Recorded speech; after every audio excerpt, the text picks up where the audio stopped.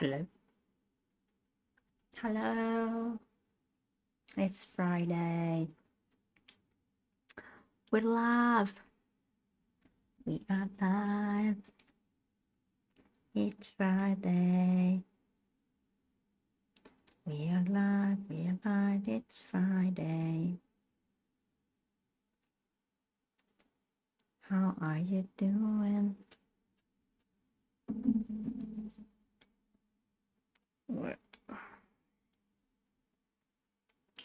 We're starting to feel a bit better. Still not out of the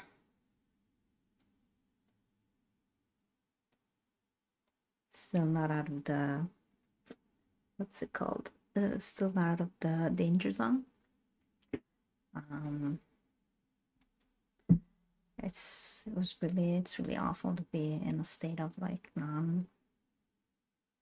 there's literally nothing I can do more than experiment and review and just take, like check condition day by day, hour by hour, meal by meal.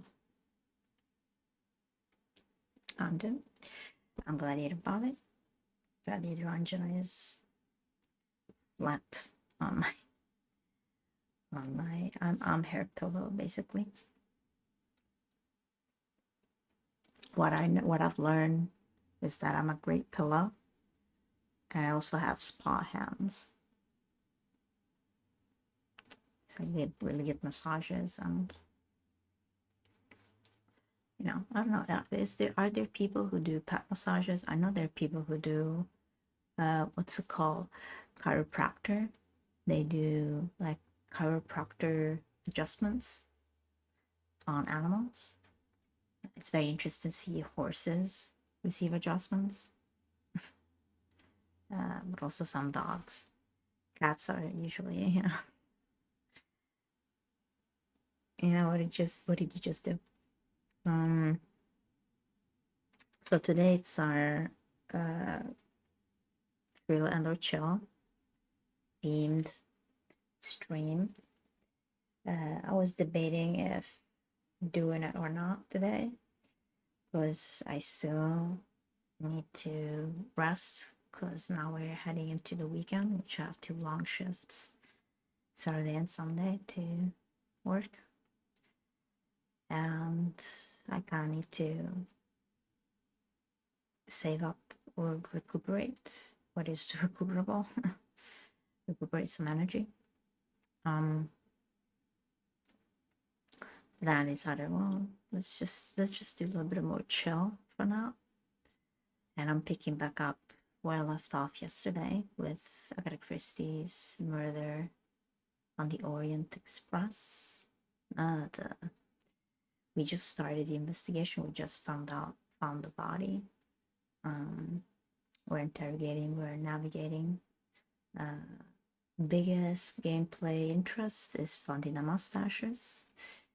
Golden mustaches collectibles, and I missed a lot of them already. I don't know, like I try to be like CSI, checking every angle, everything. I missed a lot of them. So I'm not sure if we're gonna be able to finish it today, but I'll see how far I can get and maybe get into something else. Maybe some multiplayer.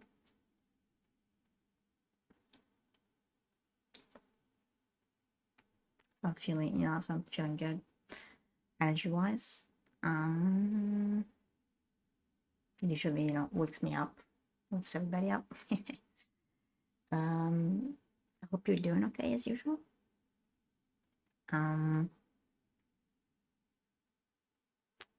I'll be able to learn something new. Who done it?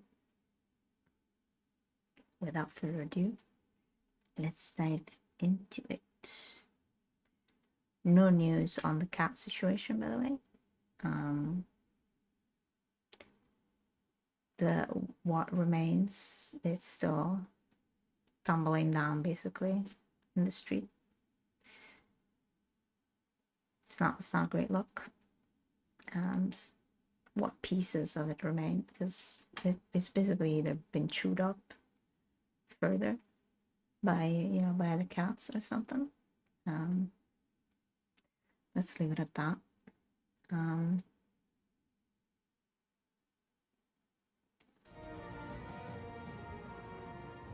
Here we are. Sound is good. Everything seems good. All right. Let's continue our journey. I've been planning, some things, so we'll see. Maybe do them this month. All right. We are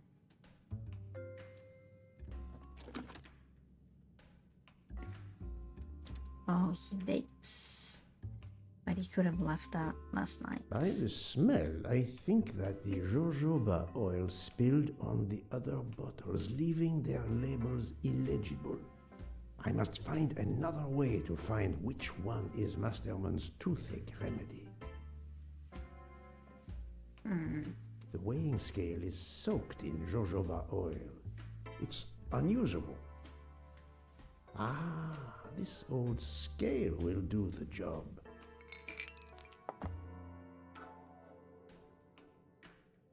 Wait, how do I know? To start, I must first arrange the vials from the lightest to the heaviest.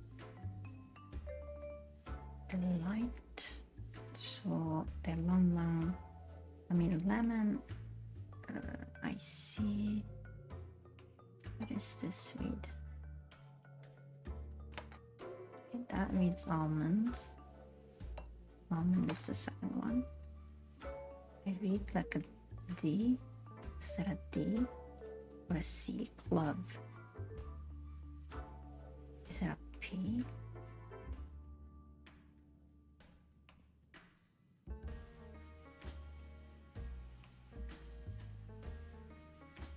Okay, that looks almond, which is 5. But wait, 3, 6, and we only have 5, so 1 is missing. What is lavender? Maybe lavender is missing? Jojoba. Lavender. Yang.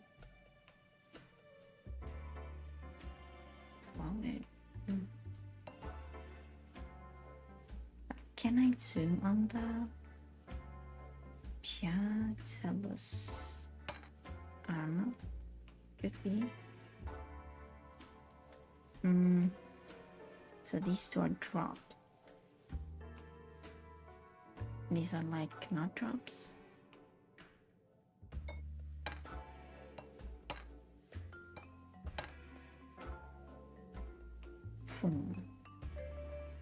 I mean, yellow to me would be lemon.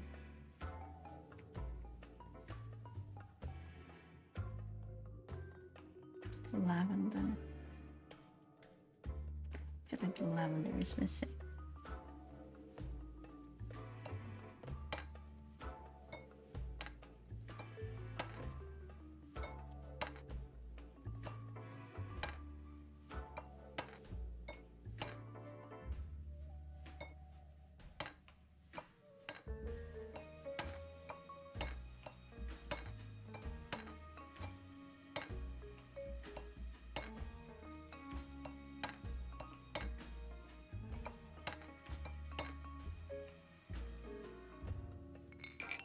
I need Oriental. Like, I need Oriental. What is this? Oh, this toothache is torture. Toothache is torture.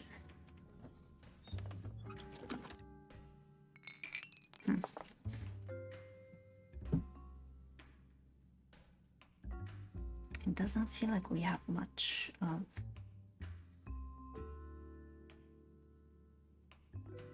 of will go by... No, this one reads almond.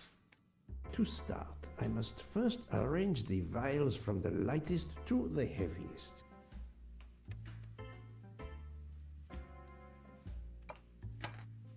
That one reads almond. This one reads like clove, maybe? Maybe it reads clove. It's... Yang Yang. Maybe this is the Yang Yang? Wrong.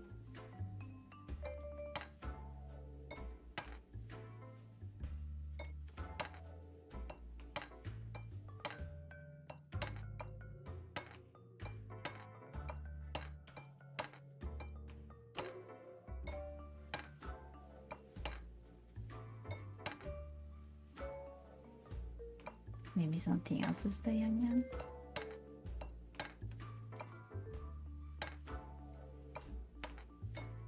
Maybe this is the Yang Yang. No. We gotta find the Yang Yang. Yang. Lemon jojoba. Yang Yang. Wait a second.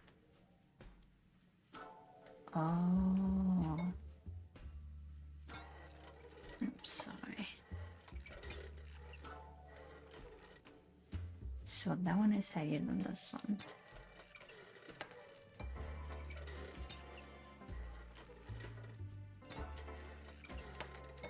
Okay, is everything heavier than this one? Oh no.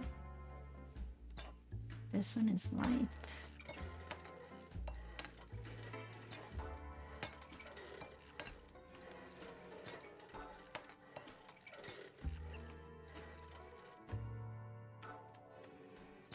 Okay.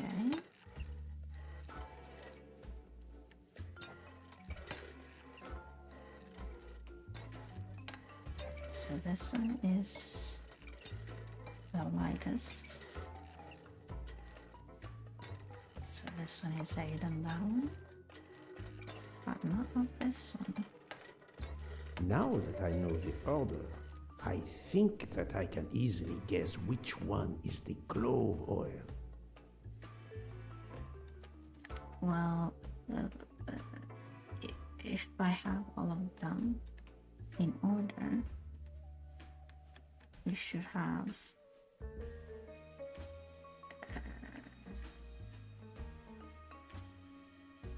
the third one should be the Here clove. is Monsieur Masterman's remedy. Clove. And essential clove oil. Here is your remedy. I hope it will help. Thank you very much, sir. Did it? Ah, well, I can finally speak without too much pain. I'm ready to answer your questions. You are Monsieur Ratchet's valet? Yes, sir, that is correct. Were you told that your employer was murdered? Yes, sir. A very shocking occurrence. Mm-hmm. Very shocking occurrence. Wait. Is he American? Is he secretary? He's 39? No, not good. Is he Think, Swiss? Poirot, that is not a good answer. I must admit I'm not So? right this time. Wait, is he This is 66? No. But I'm never far. I do not think that's the right answer. I must admit I'm... Oh, is he not? Wait, is he a valet? Oh, is he the doctor? Think, Poirot, that... Sorry, like I was not paying attention. Is he a valet? He's the valet That was on the easy. train. Yeah, apparently it wasn't. It was the valet. At what I just- hour did you last see Monsieur Oops. Ratchet? It must have been around 9 p.m., sir. That or a little after. I went to bed around 10:30 p.m., same as the person who shares my room, Mr. Foscarelli. He almost immediately began snoring. What did you do then? I read, sir, and I spent a while soothing my toothache with clove oil and listening to the snoring. Did you hear anything during the night? Yes. My roommate's snoring. Are you a smoker? Yes, sir. I have a cigarette now and then to relax. Tell me about your employer, Monsieur Ratchet. I've been working for him for 9 months. I should not wish to speak ill of the dead, but he was not a gentleman, sir. Did you know that he had enemies? Yes, sir. I heard him discussing some threatening letters, sir, with Mr. McQueen. Did he mention these letters to you? He had been reading a letter when I came in. He asked me if I was the one who put it in his compartment. I told him that I had done no such thing, and he should report it to the police at the next station. How did he respond? He laughed, sir. You're joking. I do not joke, sir. Forgive me, I can see you do not. Was he taking sleeping pills? Always when traveling by train, sir. He said he couldn't sleep otherwise. Last night he asked me to give him 2. I did so, along with a glass of water. He dissolved them in the water. Did you see him drink the water? No, sir. I left right after I gave him the pills. Was Monsieur Ratchet a smoker? No. He finds smokers disgusting. Can you tell me again why you gave sleeping pills to Monsieur Ratchet? Yes, I gave him the pills because when he takes the train, he has trouble sleeping. The letter must have worried him. He specifically asked me to prepare the sleeping pills. I didn't see him drink the water with the pills in it.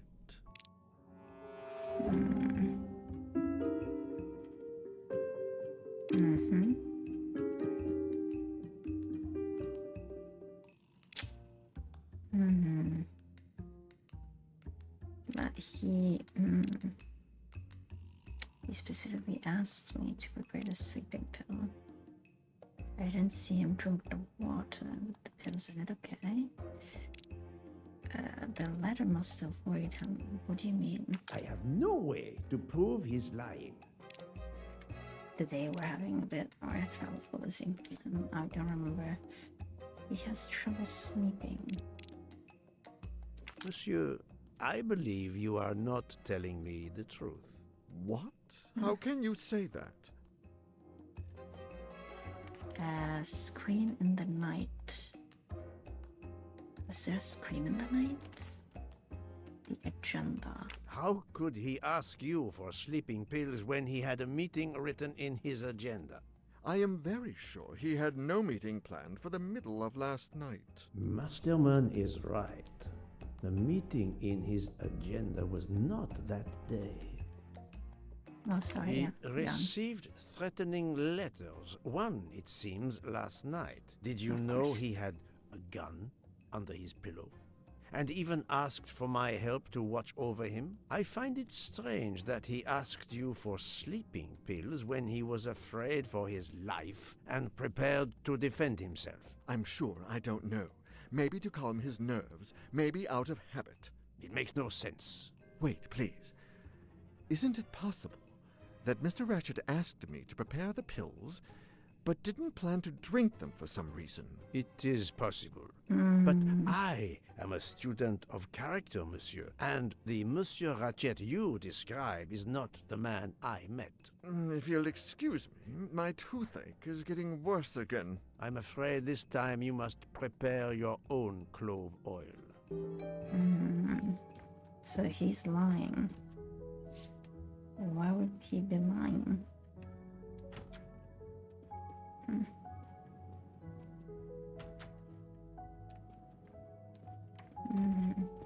Did they both plan I believe to... I am addressing Monsieur Hector McQueen. Guilty as charged. I beg your pardon. Oh, sorry. Just an expression. My father used to say it. You must have had an interesting childhood. I am Hercule Poirot. No need to be modest. You're a detective. You are Monsieur Ratchet's secretary? I am Mr. Ratchet's secretary. Just over a year. I mainly take care of translating certain texts for him. Mr. Ratchet only speaks English. Prepare yourself for a shock. Your employer, Monsieur Ratchet, is dead. So they got him after all. What do you mean? You are assuming he was murdered? I know he had enemies. Interesting. He doesn't seem bothered at all. And now we know that it was not Mr. Ratchet who answered the door in French, replied in French to the conductor. I mean, one of the train employees, and he speaks multiple languages.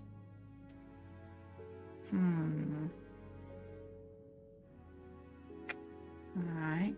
What can you tell me about Monsieur Ratchet? He was American. He was an antiques dealer.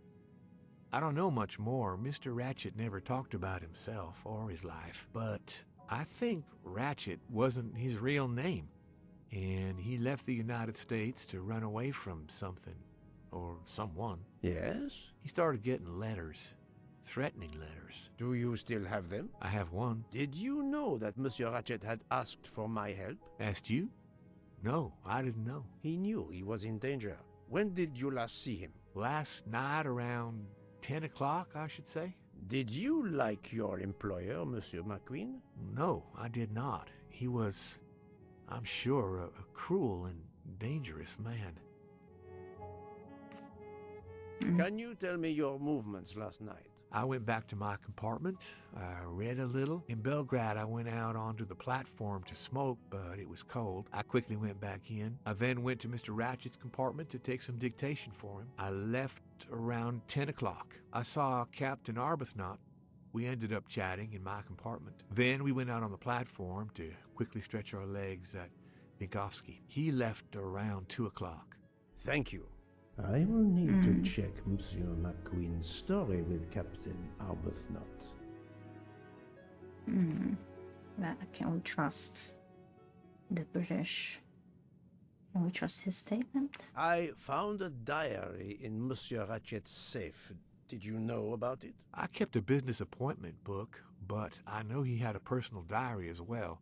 That looks like it. Are you a smoker? Yes, I smoke cigarettes. I've tried to quit, but no luck. Can you give me this letter, please? Of course, here it is. Time to die. So, can we check everybody's writing?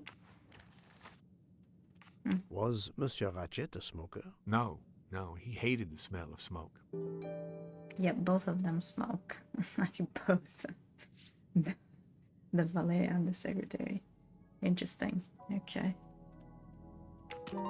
Yes, I'd have had good words with him.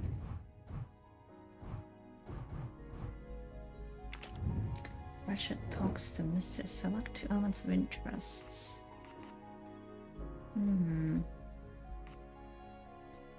Mr. McQueen saw Mr. Ratchet last time around. Speaking French. But Ratchet only speaks American English. It's not Ratchet who spoke to Mr. Michael. The murderer pretended Ratchet was still alive at 12:37 a.m. The murderer So he may probably- have impersonated Ratchet by calling Monsieur Michel to make it seem that Ratchet was still alive at 12:37 a.m. I'm right again. That happens to me a lot. Ratchet at 12:37 a.m. So he may have already been. Well, that changes things. A hypothesis of the night of the crime. Ratchet takes sleeping pills. The murderer enters Ratchet's room. He kills him with a gun and hides it under his pillow. He disguises the crime as a crime of passion with a knife.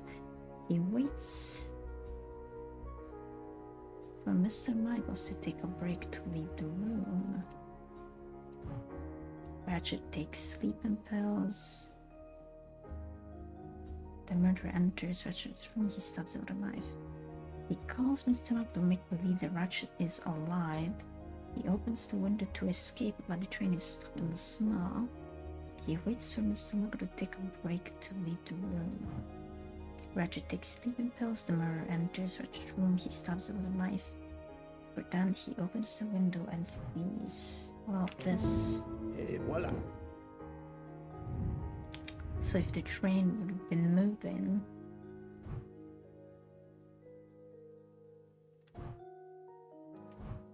well, then we do not know really. Is Mr. Massman a suspect? Yes. According to the information I have, this is a solid choice. Mr. McQueen a suspect, yeah. This appears to be a good lead. They both would have motive and certain opportunity. We're entering the room undetected, I guess.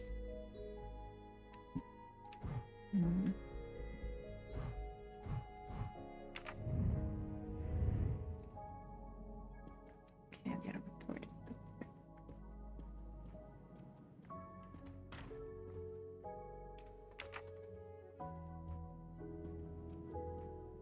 Let's report a book.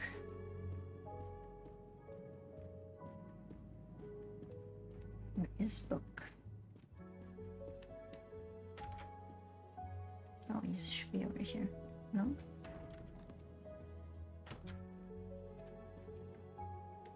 No. Is he over here? No. Where is book?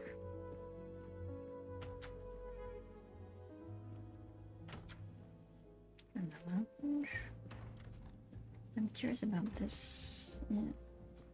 We're gonna have to have one-on-ones with everybody on the train and get their a piece of So, their my friend, signature. Have you found our killer? Not yet, but I will tell you what I have learned. Please. Our assassin could have gotten on the train at Vinkovsky disguised as a conductor, entered Ratchet's room, and killed him. Then he walked out through Madame Hubbard's connecting door, where he lost a button from his jacket. He had to wait for Monsieur Michel to be absent. He waited too long. The train had left the station. He was trapped aboard. Indeed. He had opened the window to make it look that he'd escaped that way. However, if he waited until the train stopped again due to snow, his footprints would have been found. The murderer is still among us. On the train. There's a problem with the second-class toilets. What now? All morning passengers have been complaining that the door is locked, so I went to check. I knocked, but no one answered. I didn't think I should open it without speaking to you first. You did well, Monsieur Michel. Lead the way. I used my master key.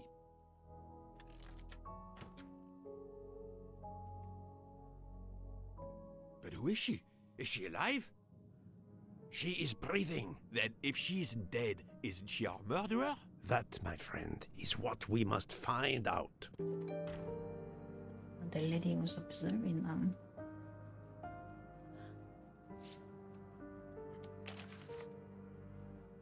The ticket reads Joanna Locke, traveling in compartment 105.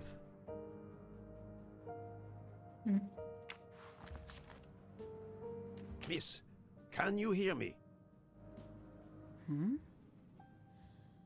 She's breathing. She's breathing. Her pulse is strong. There is no sign of physical violence. This woman is sleeping very soundly. This woman is sound asleep. Given her location, I would say she has been drugged and deposited here. Well, at least it's not another murder on my train. The train is, of course, full. Monsieur, the list I gave you indicates that Hildegard Schmidt shares her compartment. I will want to talk to her later. For now, we will concentrate on this mysterious young lady. Let's return her to her more comfortable bed.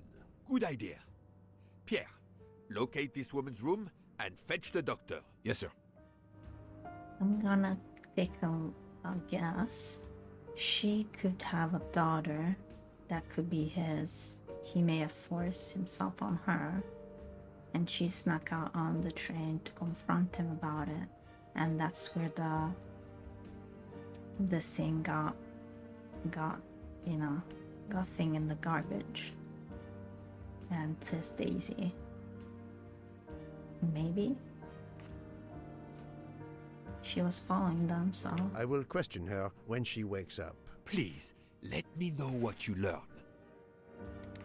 Mademoiselle Locke's compartment is 105. I suggest we return her to her more comfortable bed. Yes, hopefully she will awaken soon.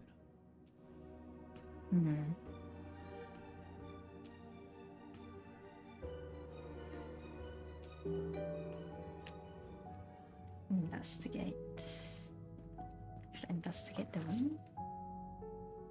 A cup of tea with white residue at the bottom. Like sleeping pills.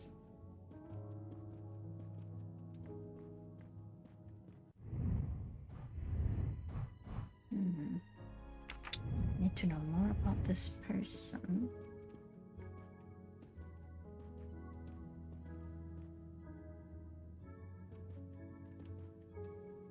Oh, there you go. So we're just gonna open. Okay. We're just gonna open our things up. Okay. Alright.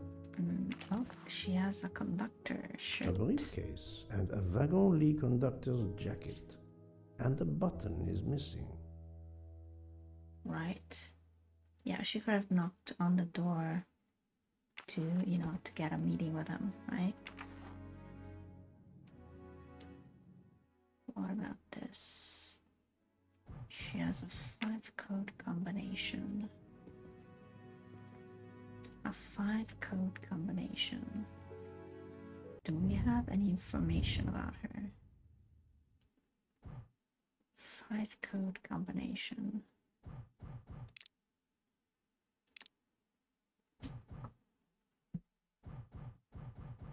Five-code combination. 5-code combination.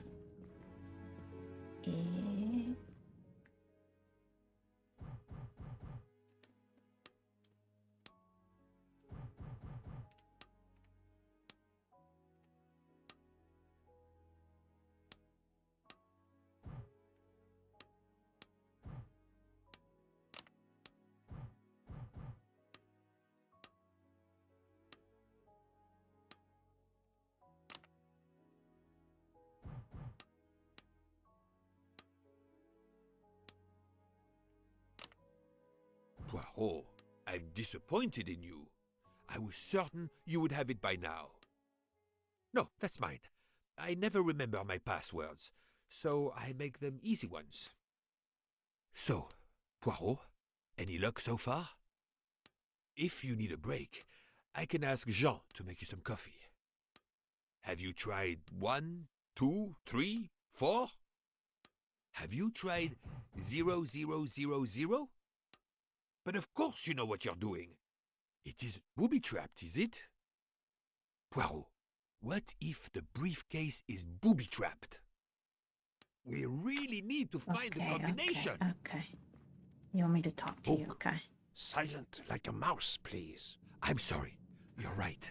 I'll be quiet now. You need to concentrate. I will not utter another word. Not one. Book, there will be another murder on the Orient Express in a moment. I almost had it, okay.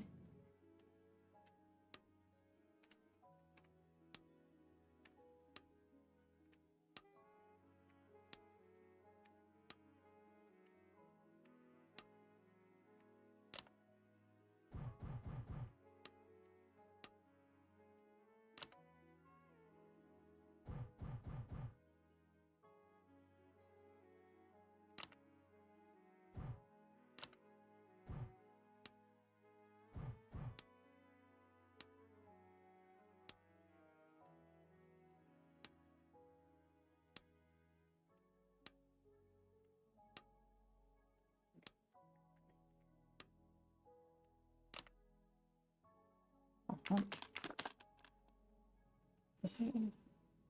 No, there she is. Yeah, I was right. Oh, she's a detective. This badge says that Joanna Locke is an American detective with the Berkshire Police Department in Massachusetts. An American police officer? Oh, So she's on a case against him. Mademoiselle Locke seems very interested in our victim. of course. She has studied her target. Possibly. She was investigating him for what? Her driver's license confirms her identity. She is American. These are fake IDs. It's certain.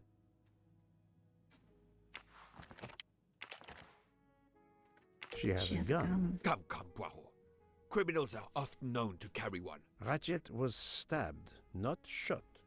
But Yeah, then she why didn't take wanna- it on the train?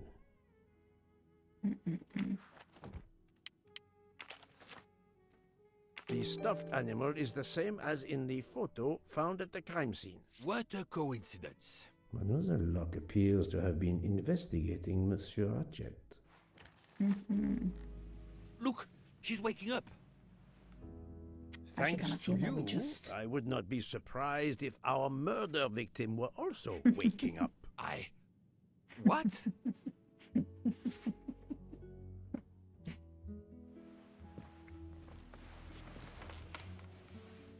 Oh, my head. What's all the yelling about? Who are you? Give me a good reason why you should not be in handcuffs. I can give you a reason book. Whose handcuffs will we use? I have none. Do you? Well, You are Joanna Locke, mademoiselle? Yes, Joanna Locke. I'm a detective.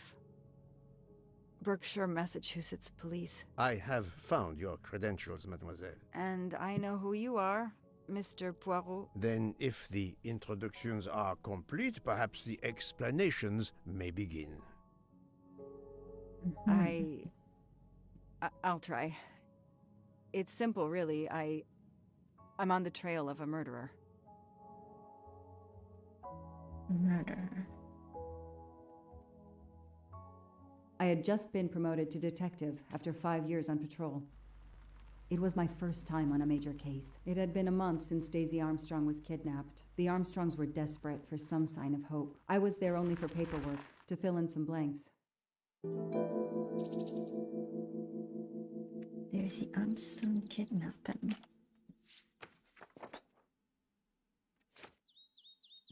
Three-year-old girl, daughter of John and Sonia Armstrong, was taken sometimes on the evening, February 24, 2019. The abduction took place at the Armstrong residence where a reception was being held. Miss Moreau, Daisy's nanny, discovered the child's disappearance at approximately 10:45 p.m. The investigation is now part of a pile of investigations, and my captain sent me here just to dot some I's and cross some T's. A ladder was found outside the child's bedroom window. It was used to remove Daisy from the house. The window, usually locked from the inside, was found open. Four-wheel drive tracks were found in the woods near the house. No party guests drove a 4x4. The crime was audacious. How could the kidnapper know which was the window of Daisy's room? No, they could use a ladder to reach it, and no, they could enter the room without being seen. Well, have $1 million ready. I'm missing it. In 2-3 days, we will inform you where to deliver the money. We caution you not to go public or talk to the police. The child is in safe hand. After law enforcement protocols were in place, the Armstrongs followed the ransom demand's instructions and paid the ransom. Since then, there have been no further communication from the kidnappers, and Daisy has not been returned. The investigation is The misspellings are ongoing. clearly on purpose, and they didn't return the child when the ransom was paid. John How could the Armstrong. child be taken with so many people in the house?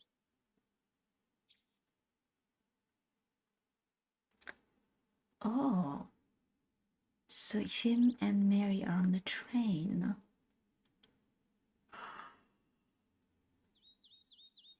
Oh, it broke the couple up, huh? Isn't he our... We were hosting a social event to raise money for a local museum. There were many people, some of them were total strangers to us. We were all very busy. Then we heard Suzanne, Daisy's nanny, screaming. It must have been 10:45 to 10:50 p.m. My wife and I went upstairs to Daisy's room. Suzanne was crying hysterically. Daisy was no longer in her bed, and on her pillow was a ransom note. No, she's not the one that's on the train. I can't imagine the pain her parents felt when they realized Daisy was gone. How are they going to feel when they realize I have no answers for them? Only more questions. The last time I saw Daisy was about 10:30 p.m. when I went up to check on her in her room. I noticed Suzanne was not around, but Daisy was sleeping peacefully. I stayed with her for 10 minutes or so. I assumed Suzanne would return soon, so I rejoined the party. That's why I'm here. A damn computer glitch. Or somebody pushed delete instead of save. Whatever happened, we lost the nanny's deposition. So my entire contribution to the investigation is to take it again. The phone record of the night of the kidnapping. The last call was for 911.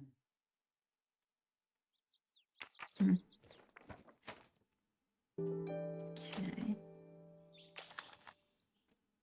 A topographical map. Often more important than a road map in these mountains. It's nice to see that those are still very much in use.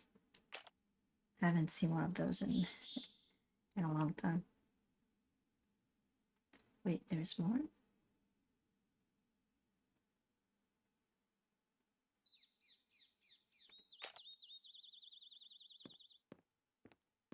I need you to take it.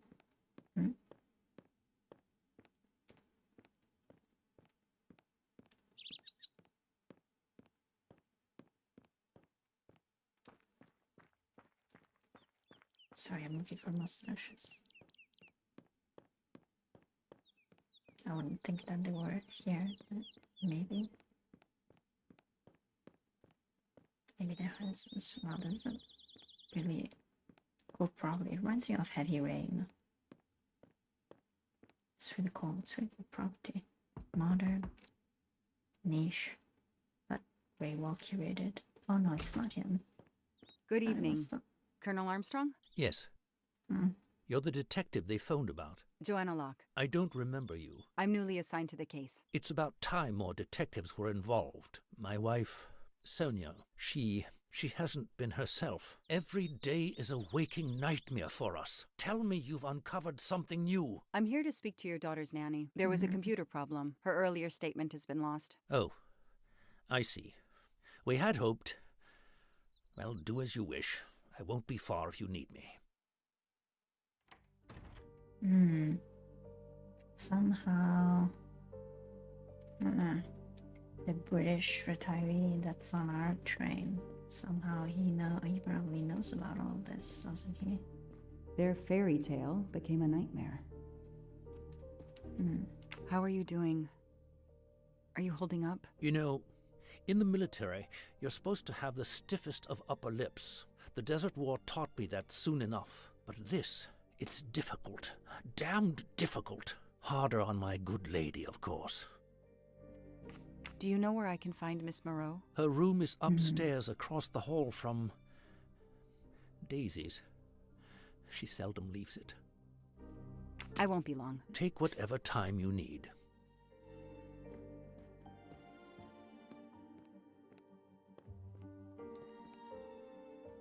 Oh, it's like a shrine here. What a dear child. Sympathy and support for the Armstrong family during this difficult time. Thoughtful, but never enough.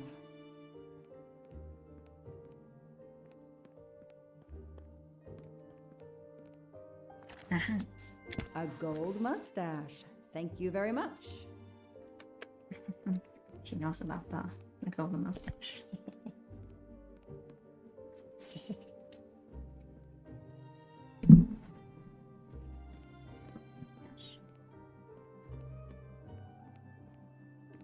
Deep.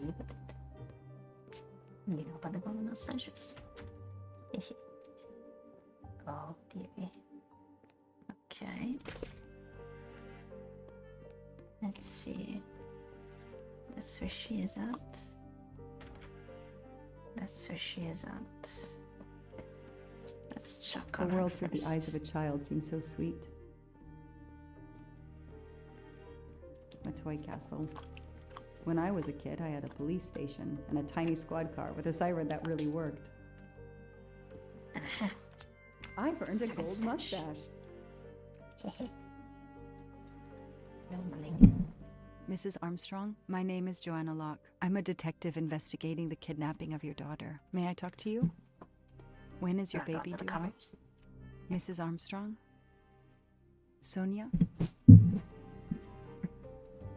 I don't want to talk. I just want to see my daughter again. That's all that matters.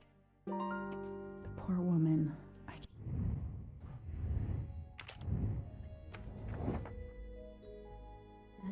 Which can comfort Mrs. Armstrong. To comfort her? Well, I guess it's her picture. That's it. No rookie mistake there. Mrs. Armstrong? Let me show you this. Daisy, my little Daisy. I miss her so much. How good it is to see her face. I can't imagine the Of pain you're course, feeling right yeah. now. She loved her little stuffed animal, Fluffy. She took him everywhere with her. The kidnappers took it as well. They didn't have to. That means they wouldn't hurt her, doesn't it? Every lead will be followed up.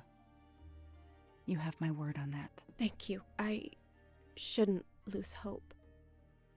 Somehow. I know it isn't my case, but I just made a promise, and I mean to keep it.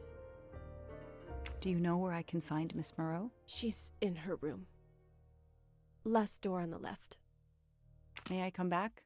If I have more questions? Of course. Anything I can do. She is pregnant too. It's a very unique stuffed animal. See the heart. It's unmistakable. It's very nice. It would be like a thing.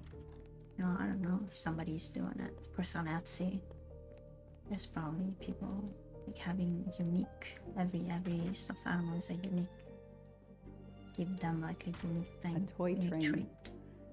Now here I am on a real one. Lyon, in France. What a lovely looking city.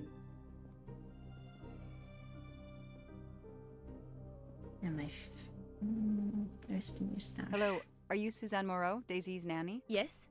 I'm Joanna Locke, a detective working on Daisy's case. Is there any news? I'm afraid not. How can I help you? I'm really sorry. I'm afraid I have to take your statement again concerning the evening of Daisy's disappearance. There was a computer problem. Your statement was accidentally deleted. Of course. I want to help any way I can.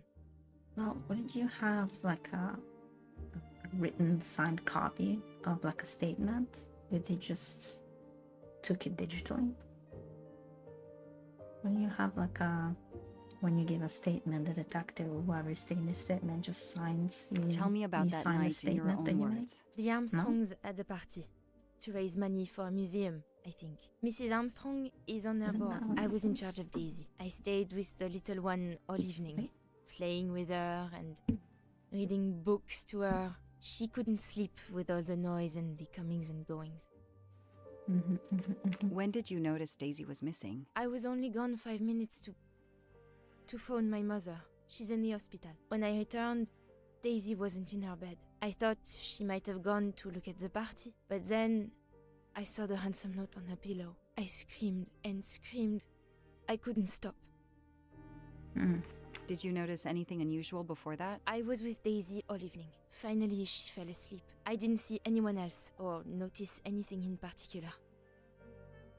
Do you have any idea who did this? No! I can't see who could have done such a horrible thing. The Armstrongs are such good people.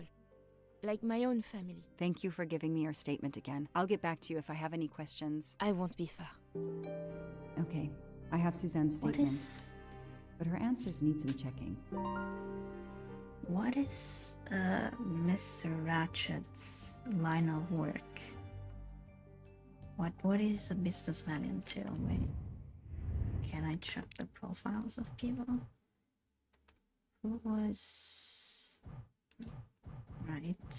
I don't have, like, what was his business? I'm gonna have to go back to Coral for that, I guess. The Armstrong hosted a party which does not match about her phone call.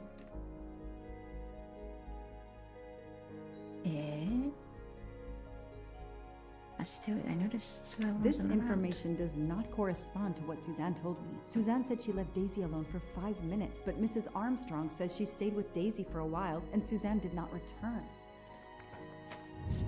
That is a great detective job. Cross-check stories and the position difference. Okay.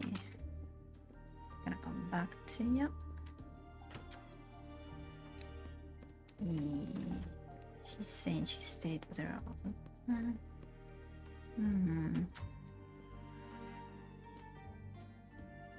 Tell me about the night Daisy was taken, especially anything about your daughter and Suzanne Moreau. Apart from seeing to our guests, I took a moment to check on Suzanne and Daisy in Daisy's room. Suzanne wasn't there, but Daisy was asleep. I sat with her for 10 minutes or so. Suzanne didn't return while I was there, but there's no reason for her to sit there all night when Daisy is asleep. I went back downstairs.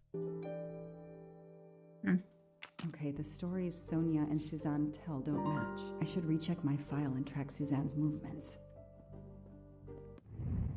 Check the phone number in the file.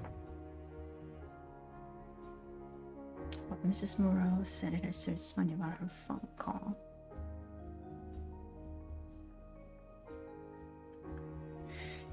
To phone my mother, she's in the hospital.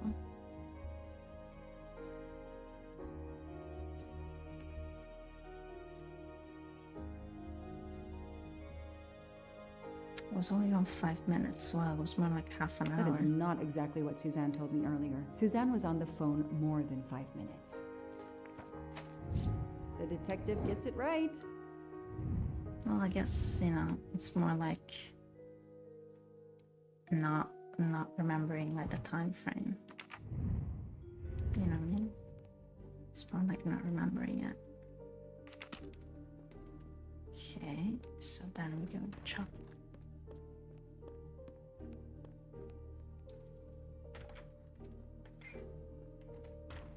Yeah. If I understand you correctly, you left Daisy when she was not asleep? The party was very loud.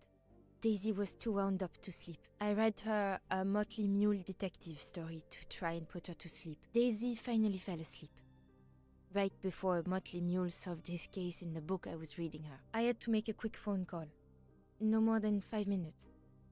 But when I came back, Daisy was gone.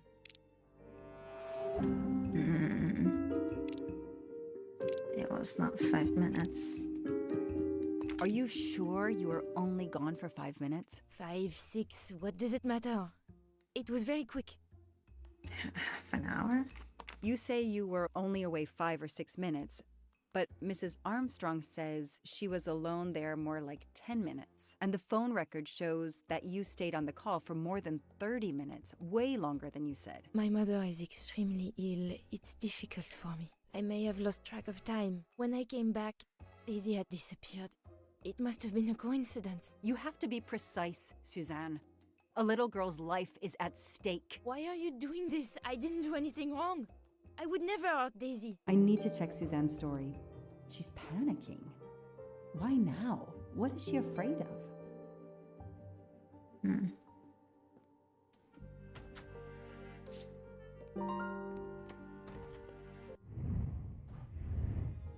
Reconstruct facts. Alright, reconstruct the following events in the correct order to track the chronology. Okay.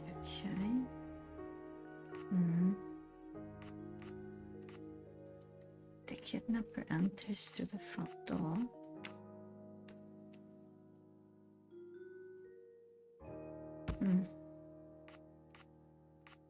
Miss Morrow goes to make a phone call. The kidnapper climbs the stairs. The kidnapper takes Daisy. Oh no, wait. Wait.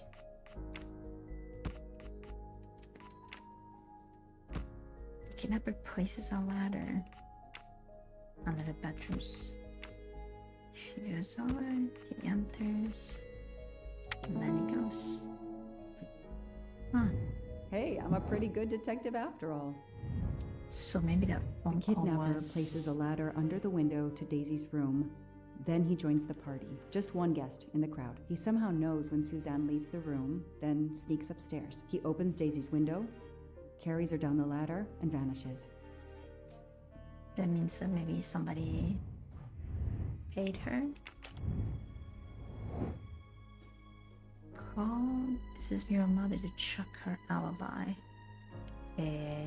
Inspect.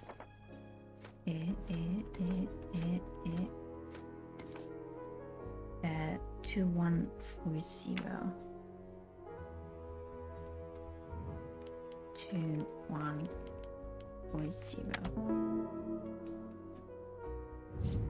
Score. 1 for the good guys. The number you have called is not in service at this time. Please hang up and dial again, or contact your service provider. Not in service. The number Suzanne called is not in service? A hospital?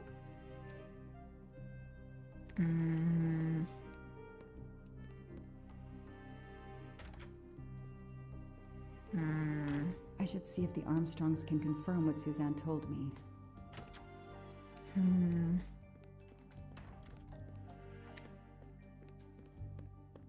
Why would she have accepted to have like a job, maybe to pay her mom's hospital bills? I spoke with Suzanne. She was phoning her mother. That's why you didn't see her when you went to check on Daisy. Yes, her mother. I tried to call the poor woman earlier that week, but the hospital said she's been in a medically induced coma for more than 2 months. Suzanne told me she called her mother, but she would have known her mother was in a coma. Yeah.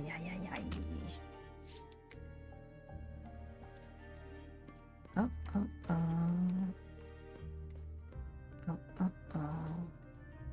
Break in the case. I should see if the Armstrongs can confirm what Suzanne told me. Look at the black cat over there.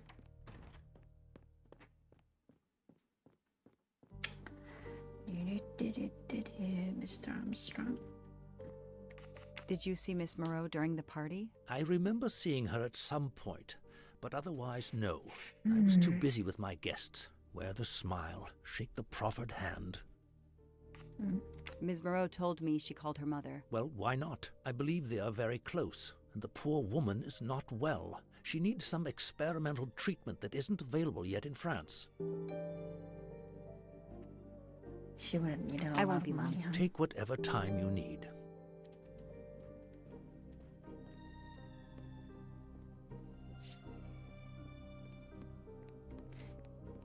Who did you actually call? The number you called that night is no longer in service. I don't understand. That's the number the hospital gave me to call my mother's room. You told me you were on the phone with your mother when Daisy was abducted. As we said earlier, I didn't pay attention and was on the phone longer than I said. But Since my mother is very ill, she had to leave her hometown, Lyon, because the treatment is not approved yet in France. She is in an hospital in Boston for a special treatment. I call her every night to check on her. When I came back, Daisy was gone. I'll never forgive myself.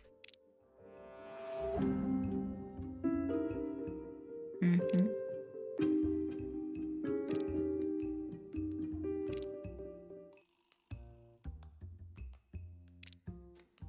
It's either this or this. Let's try this first. Where is a lie detector when you need one? Then it's this. Are you sure you called your mother? Yes, every night since she was admitted in December. Suzanne, I think you really care for Daisy. If you do, then tell me the truth. You can't have been calling your mother while she's in a coma. My mom really is in a hospital in Boston. She really is in a coma. I wasn't calling her. I was on the phone with my boyfriend, Noah. Why lie about it? Why are you panicking? Because he's gone. I haven't heard from him since the night of the kidnapping. I'm afraid he's somehow connected to Daisy's disappearance. That he was just using me somehow. But I swear I talked to him. Yes, for more like 30 minutes that night. So he couldn't have kidnapped Daisy at the same time we were talking. But he could have kept you talking so someone else could take Daisy. Yes, you can see why I lied. Can't you? I was afraid you'd suspect me of having something to do with it. You can understand that, can't you? Suzanne, I want to believe you, but you've made it harder to find Daisy. Do you realize that? Oh my god.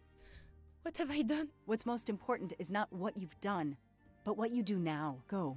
I'll be back to talk to you. No more lies, Suzanne. For Daisy. No more lies. Noah. The name might lead us to that little girl. I am on this case now, whether my captain wants me to be or not.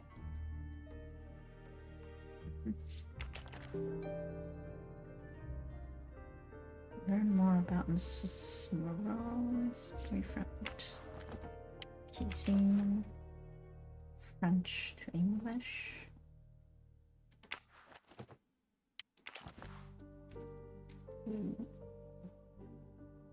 Les 5 astuces fondamentales expliquées par Linda Desayet. It's 5 fundamentals. It's something about, 5 fundamentals. Astuces expliquées. It says something about with like child education or maybe like confidence, like something like that. I don't know. Not French. Romeo and Juliet. No, Juliet. Interesting reading. Hey. It's nice. I would have loved this as a kid. A detective book. A locked diary? Let's see if I can shine some light on its secrets. A locked diary? Études du monde in 80 jours. Traveling the world in 80 days. Okay. Le rouge et le noir. Am I pronouncing it? Is my pronunciation? La Princesse de Clèves.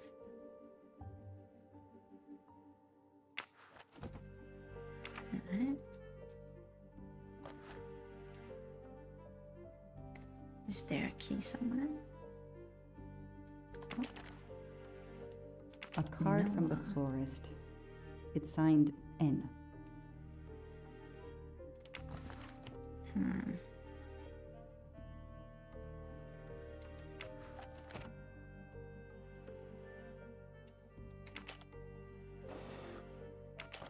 To Hugo, Les Miserables.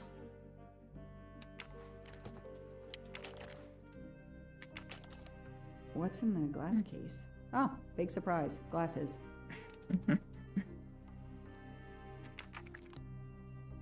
I wasn't expecting that we would be, you know, with also a different detective.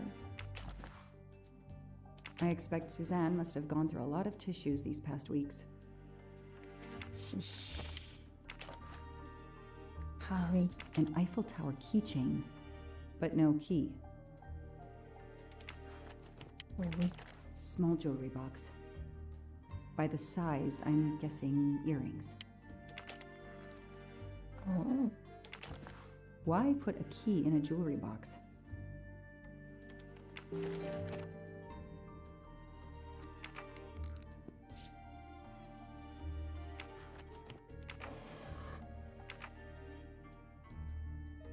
What? There's something more here? Huh. That's it? Just huh? That was the comment, huh? Okay, we have a key.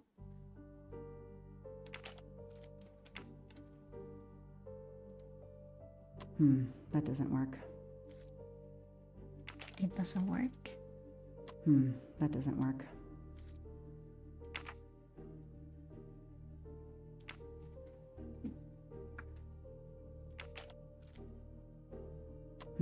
That doesn't work.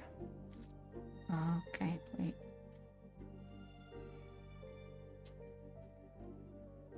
Maybe this way?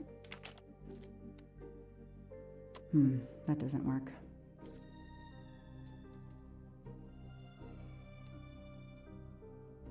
Oh. Okay, Suzanne. Let's see what you haven't told me. That's interesting. February 9th, 2019. Day at the park with Noah. I can tell he is opening up more and more with me. I chatted on and on about my job. I told him how much I liked the Armstrongs, especially Daisy. I really feel like he's invested in our relationship. That kind of man is so rare these days. Valentine's Day, Noah and I went to the Blue Lagoon, our favorite restaurant, for lunch. It was wonderful at first, but then something happened. Noah received a text message. I don't know what it was, but she said we had to leave. He wouldn't say anything else. Instead, we went away somewhere in the mountains. Finally, we arrived at a cabin in the middle of nowhere. He told me to stay in the car. Not very romantic for Valentine's Day. See, in the cases of, like, rich families, every employee should have, like, protection for these kinds of things. Because it's usually by secondary or tertiary circles that ill-willed or, ill-intentions pass through, and people try to get close by the outside circles. It's always like this, usually. People who spread, false stuff, it's all like, it all happens like that. February 23rd, Noah gave me flowers. He is usually very attentive, but despite everything I felt, he was more distant today. I hope he is well. I would like to be more present for him, but I don't want to interfere in his private life. It's been a while since I wrote in this diary. I didn't have the strength. And I think this is the last time I will write in it. My dear Daisy was kidnapped, and I haven't heard from Noah since that day. It was the night Daisy was taken. He talked and talked. I left Daisy too long, and now she's gone. I thought he loved me, but he just never called again or anything. He hasn't replied to my messages since that night, Daisy. I'm lost. It's my fault Daisy's gone. I didn't watch over her.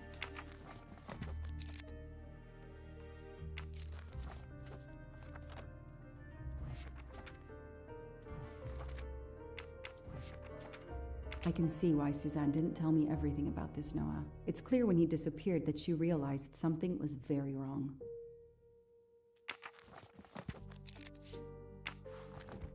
We don't want to admit it, right? 'Cause we wanna believe. It's in our DNA, right? Just to create a tribal, you know, tribal communication on social relationships. Yet in this day and age, it's taking advantage. Can you tell me every day. anything about Suzanne's boyfriend? I know she dated our chauffeur for a while. There was someone else she'd met recently, but I don't recall his name. On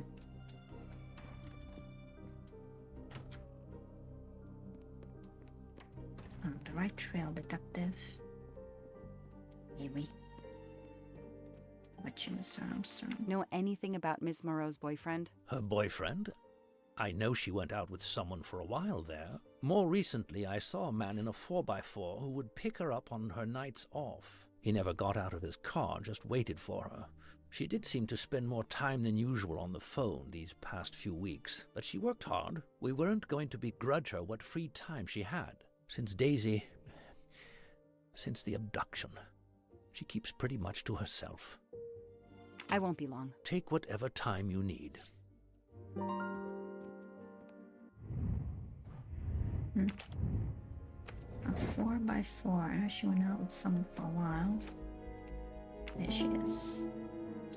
These tire tracks could well be from Suzanne's boyfriend's 4x4. That is a great detective job.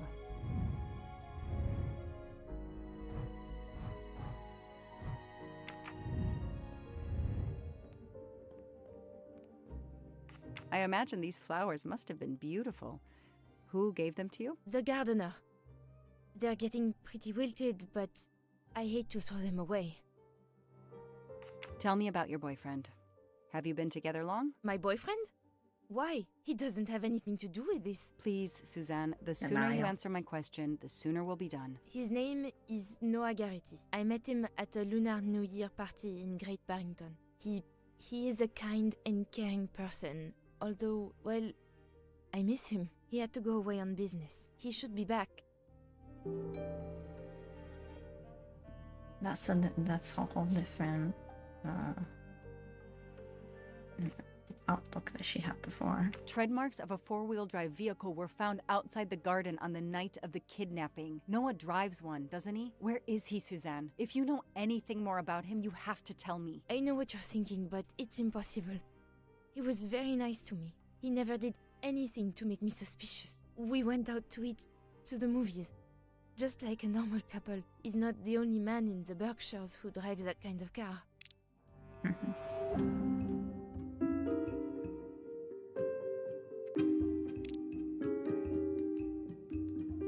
He never did anything to make me suspicious. We went out to eat to the movies just like a normal couple. Like going in the mountains. Come on, Joanna. You can do better. I need evidence she's lying, not guesswork.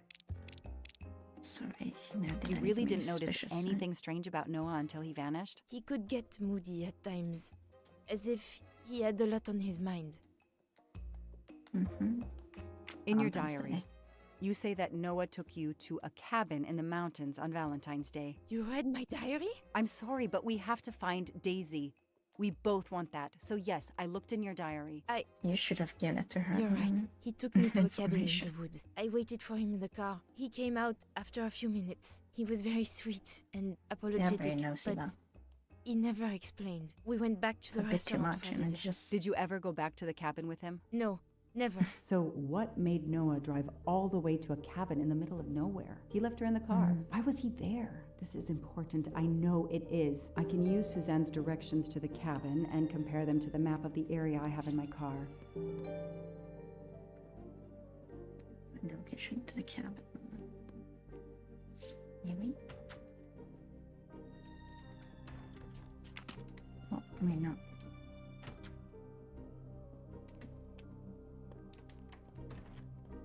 Look in the car. It was in the car. We're missing 2 mustaches.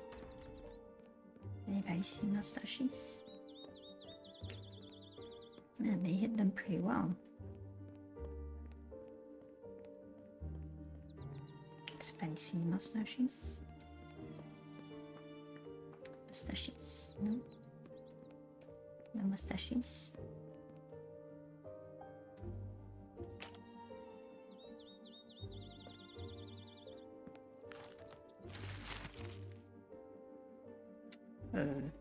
Thanks to the information Suzanne gave me, I should be able to find the cabin on this map. We left town, then crossed 2 bridges. 2 bridges.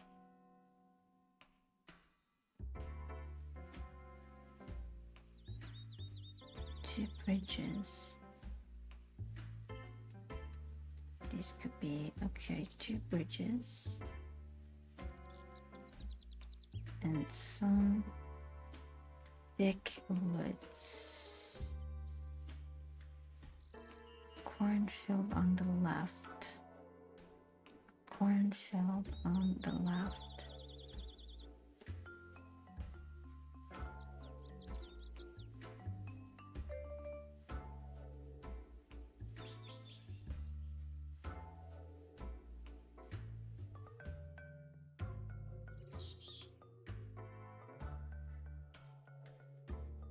Then just trees and more trees. Then we finally stopped in the cabin.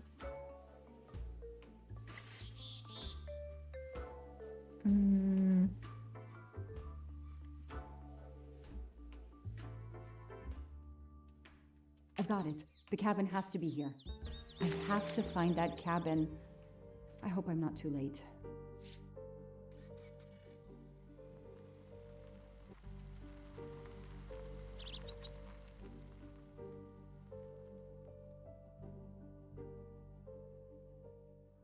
Who's up there?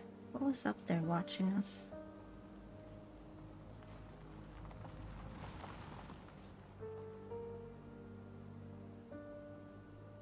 Someone was up there watching us. Here's this famous cabin. Let's investigate. Alright. Looking for stashes.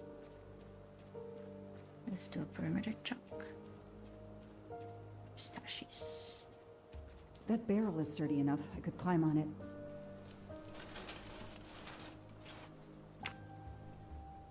Just wait a second. If only I could see what's inside.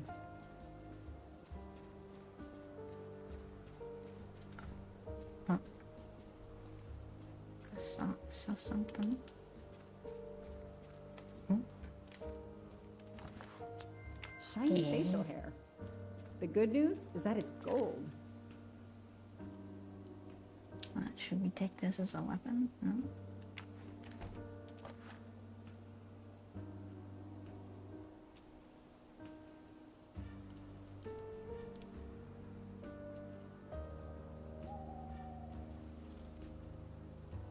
Should we take this as a weapon?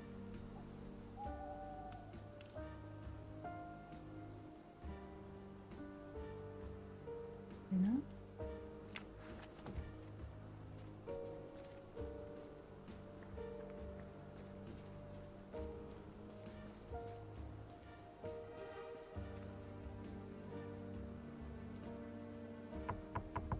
Hello? Is anyone there? Nobody. I can't just waltz in without a warrant.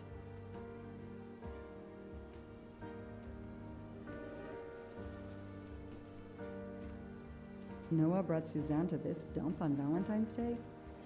What a romantic.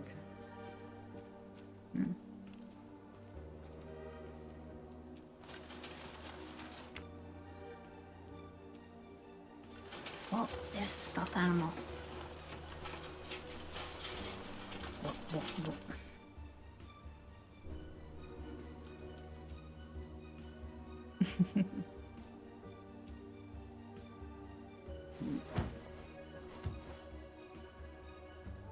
Ugh, an old hunting trophy starting to mold. It's okay, but it is okay. Empty wine bottles. Somebody has been here lately.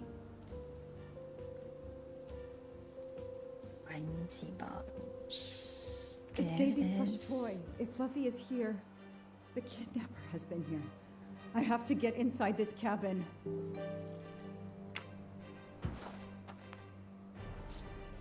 Let's go. Take the axe and break down the door. A maul for splitting wood. Perfect for attacking doors.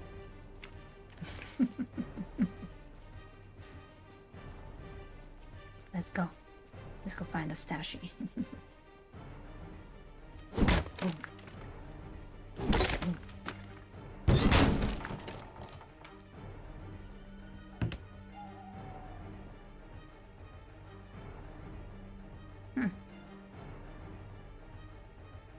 Look at that. A broken door to investigate. No need for a warrant. Some people seem to have played here before. Some boxes. I wonder what they were used for. The stove is cold. Nobody's been here recently. The floor is scratched and worn in this area. The sofa must have been moved a lot.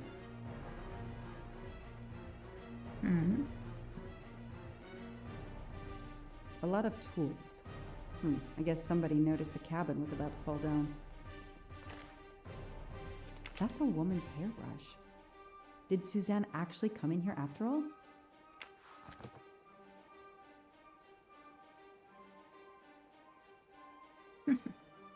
Look at the angle.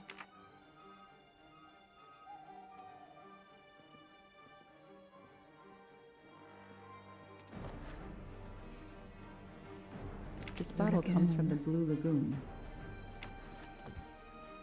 Is it expensive? I'm gonna take you with us. It's Fluffy, no doubt about it. I'm gonna leave it there, okay? It's evidence.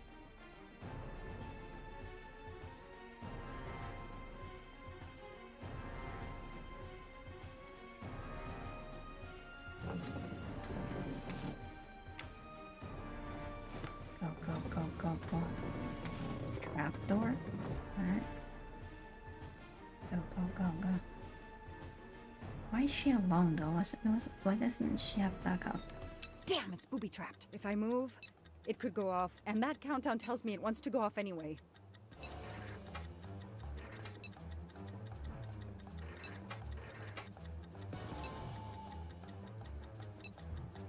Oh no.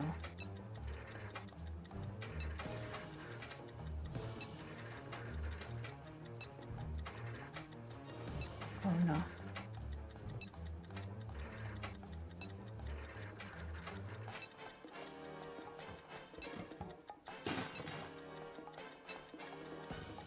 Whoa. What do I need to do here?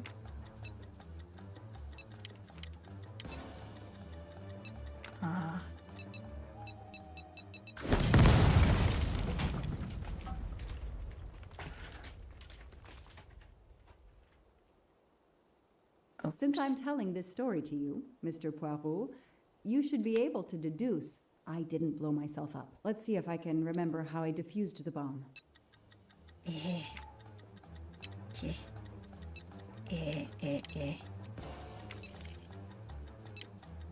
So, which one connects to what?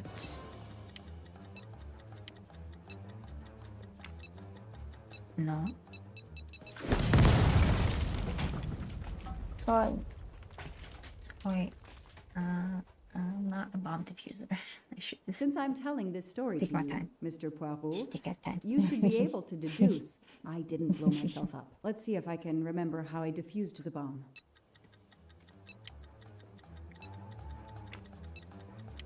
Alright.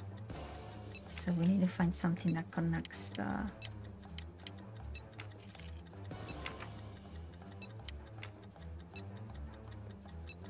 way.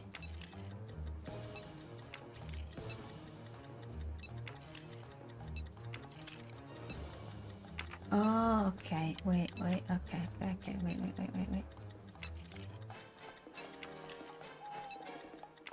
Okay, that one connects to that one.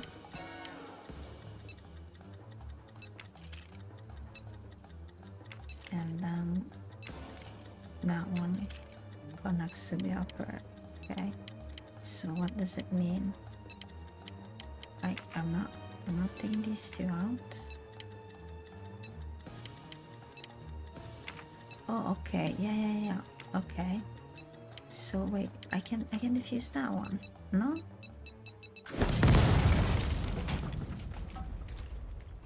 I shouldn't touch the one with the light, with the bright light, right? Since I'm telling, let's see if I can. Okay. Confused. Okay. And remember how I diffused the bomb.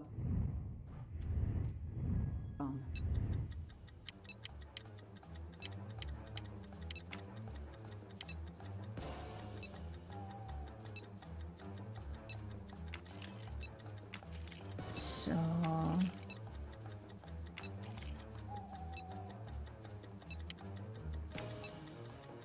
no, okay.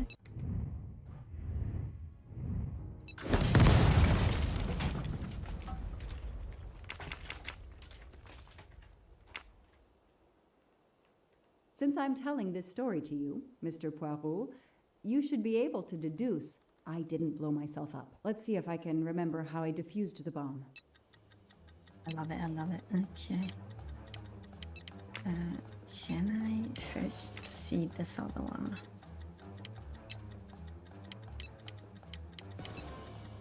What is this?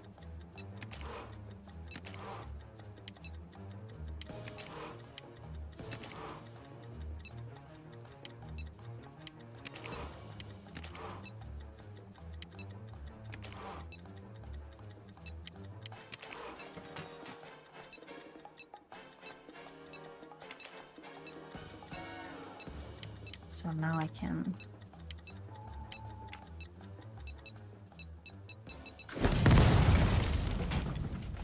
no. I'm unsure what I'm supposed to be doing. Since I'm telling this story to you, Mr. Poirot, you should be able to deduce I didn't blow myself up. Let's see if I can remember how I diffused the bomb.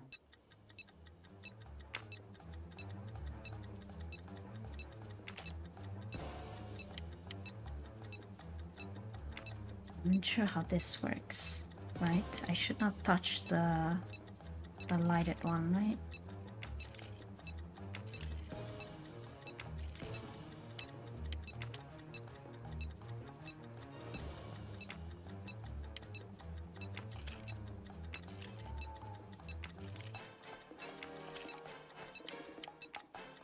No.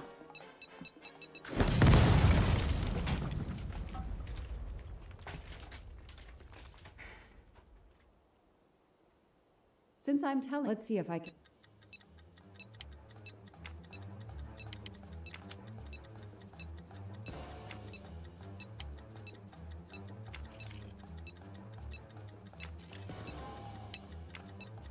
No. Oh, jeez.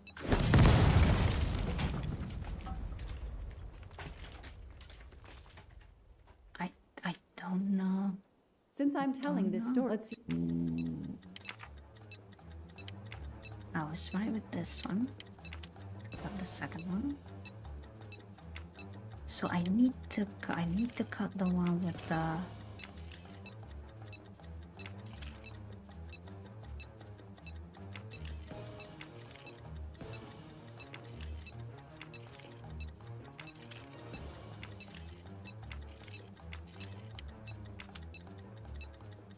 okay.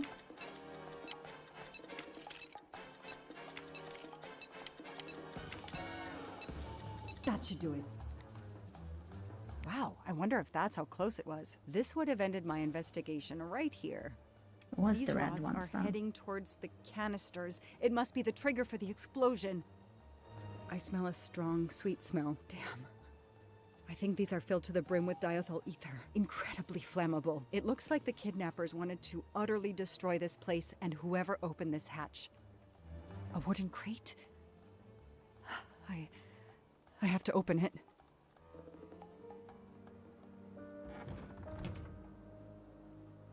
Oh no. Daisy. No. I called in my discovery of the body. Then there was nothing I could do except protect the site for forensics.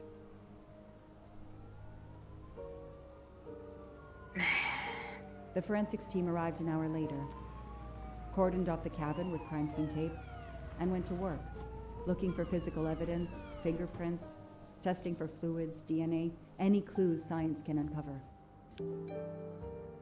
Damn.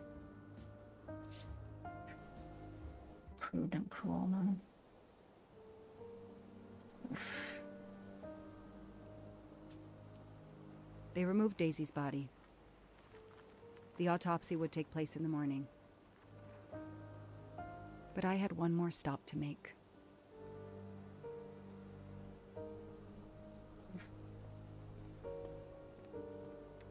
Have to tell the parents. Dang. Oof.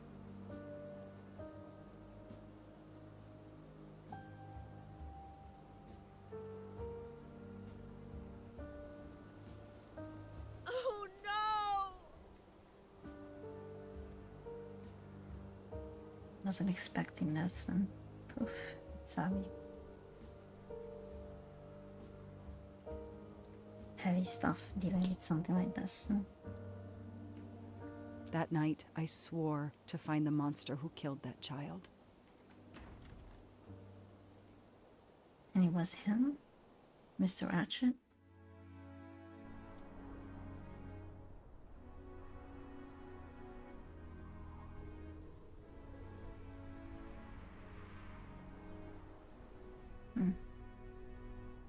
Ratchet on train saw me? How? Daisy.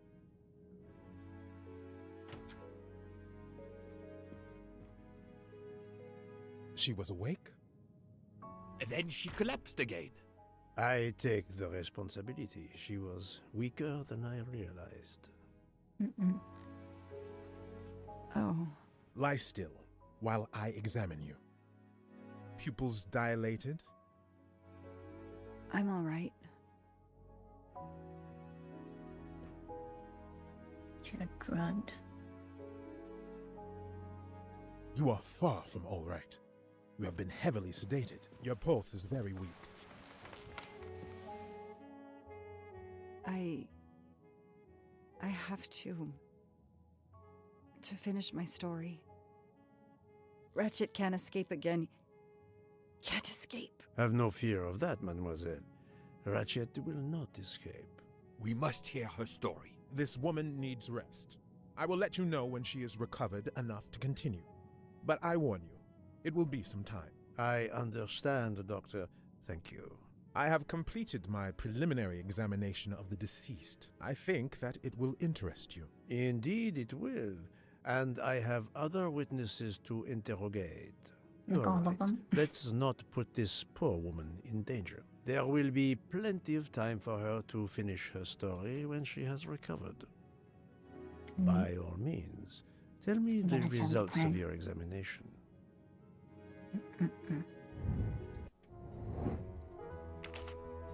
She is American. She has a police detective.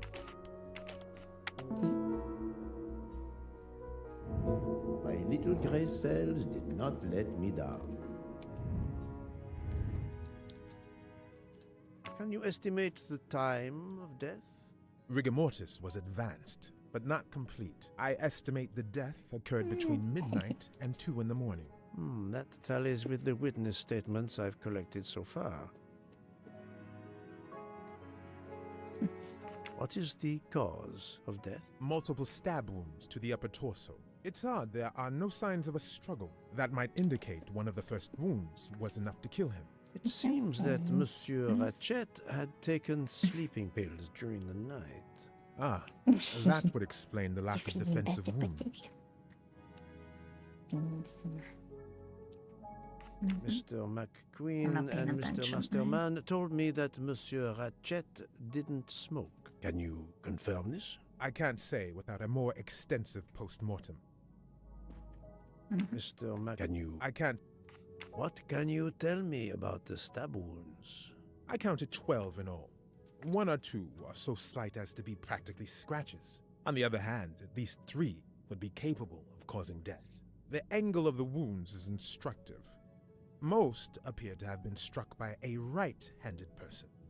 But you see, this one, under the right armpit, it's not a deadly blow given the depth, but a right-hander couldn't have done it. It was most certainly struck with the left hand. So, our murderer is left-handed. No, it is more difficult than that, is it not? As you say, Mr. Poirot, some of these other blows are just as obviously right-handed. Do we have a first and second murderer, as the great Shakespeare would put it? The first murderer stabs his victim and exits left, turning off the light. Then a second murderer comes in the dark, does not see his or her work has been done, and stabs a dead body. Magnificent. You think so? I'm glad. It sounds to me a little like nonsense. Thank you, Doctor. Excellent work under difficult circumstances. Please let me know when I may speak again with Mademoiselle Locke. Of course.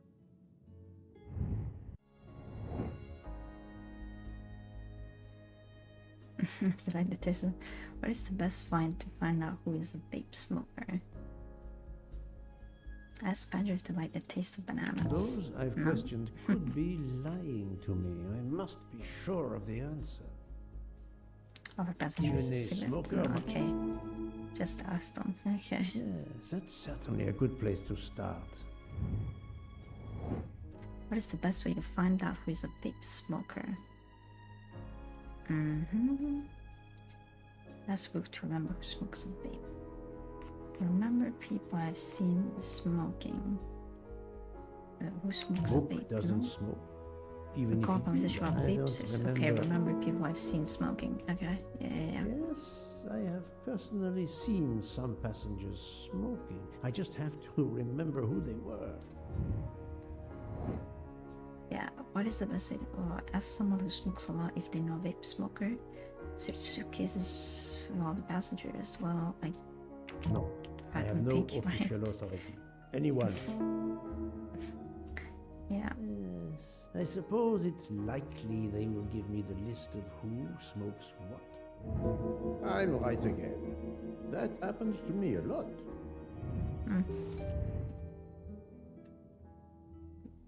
Okay.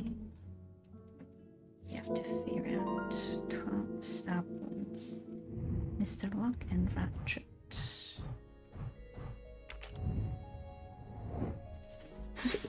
What are the links between Mr. Locke, Miss Locke, and Ratchet? A photo of Daisy? Miss Locke is a police officer.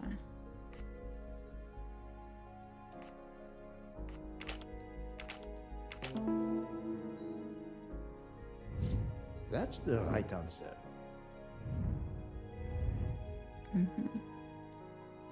Did she confront him? How is Mademoiselle Locke, Doctor? Her vital signs are improving, but she is still unconscious. I understand. Thank you for looking after her.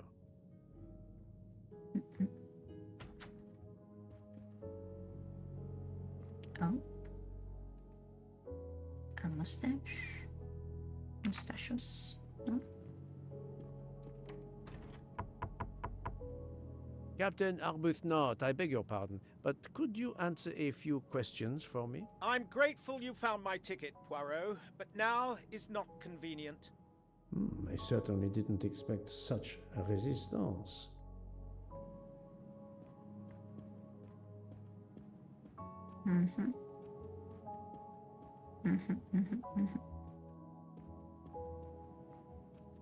He is connected to the Armstrongs.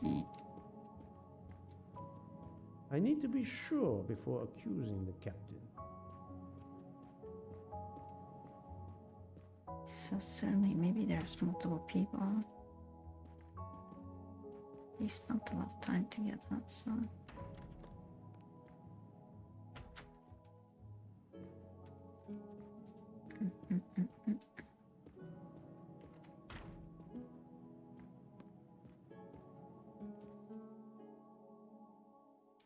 Out in the snow. The mustaches.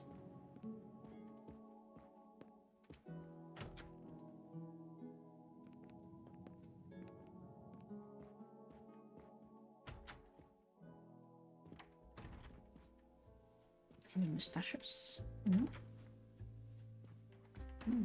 Most of the passengers pass by the bar during the day. They eat, drink, write. Maybe I can use this information for my investigation.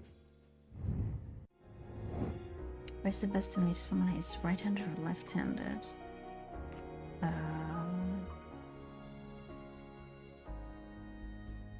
Well, ask directly, I guess. I must admit I'm not right this time. No, think, Poirot. That is not a good answer. No, it is right. I'm so bad at these. Good work. He appears to be an observant young man and serves the passengers regularly.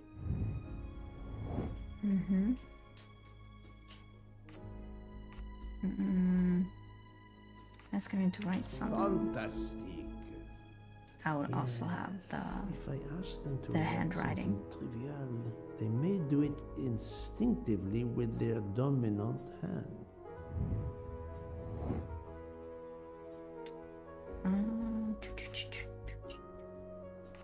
People have tested for reminders they use right hand or left hand. Ask Mr. Michel to keep track of his. I must admit, given or adequate. Yeah, that's what I wanted to do. My little grey cells did not let me down. Alright. Mademoiselle Debenham, I have a few questions for you. Of course.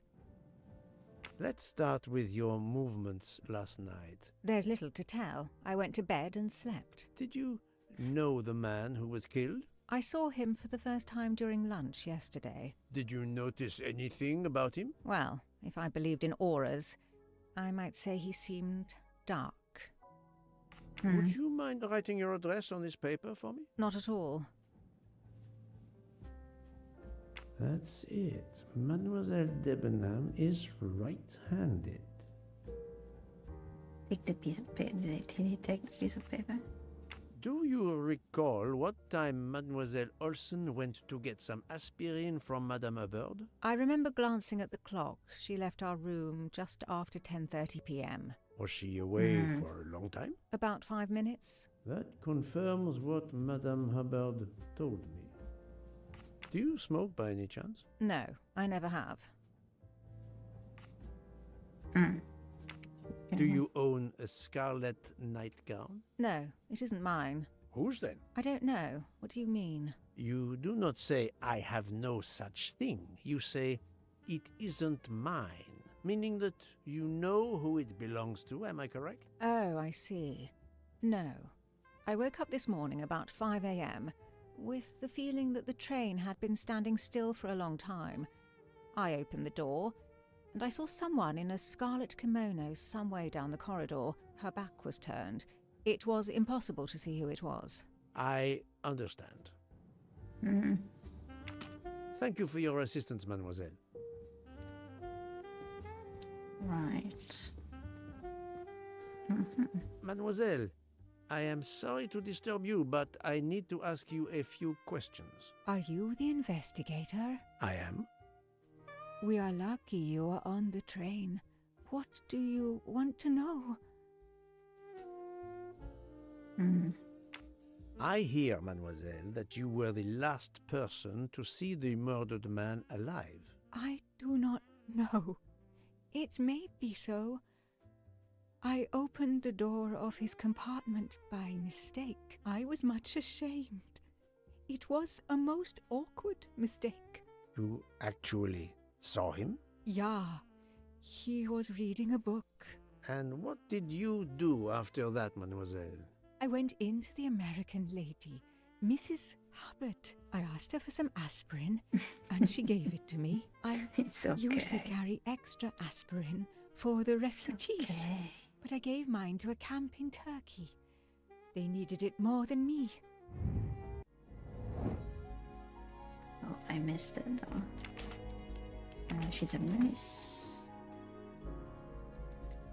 I'd say she's not. She might be 46. And she is Swedish. Uh-huh. Didn't pay I'm right attention a again. bit. That happens to me a lot. It's okay. Uh-huh. Did Mrs. Hubbard ask you whether the communicating door between her compartment and that of Monsieur Ratchet was bolted? Yes, And was it? yes.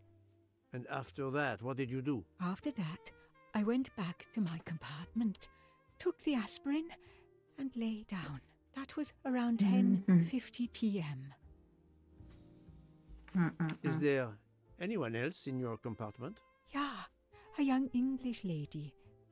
Very nice, very amiable. After the train left Vinkovsky, did she leave the compartment? No, I am sure she did not. Why are you so sure, if you were asleep? I sleep very lightly. I am used to waking at a sound. I am sure that if she had come down from the berth above, I should have awakened. Did you yourself leave the compartment after that? Not until this morning. Do you have a scarlet silk kimono, mademoiselle? No, indeed. I have a good, comfortable dressing gown of Jaeger material. Jaeger material. Do you smoke, mademoiselle? No, I can't stand the smell of tobacco. Perhaps you will be so amiable as to write me down your address. With pleasure. Mademoiselle Olsen is indeed right-handed. You should also take a sample of the handwriting so we can compare it with the threat that Mr. Ratchet received. This was a very interesting conversation, mademoiselle. I thank you. If you have any other questions, I'll be in my compartment. Good luck, Mr. Poirot.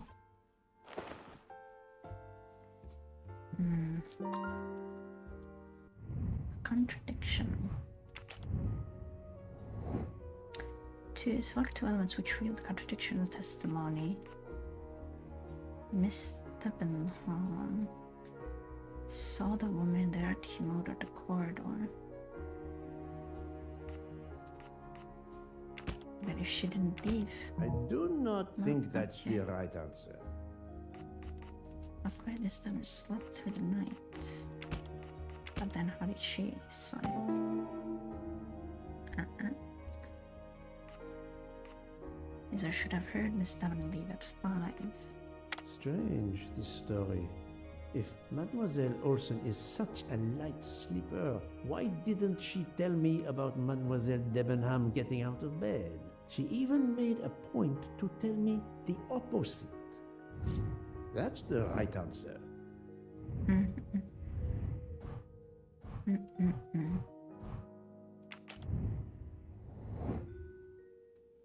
Is Miss Harbert right-handed? Good.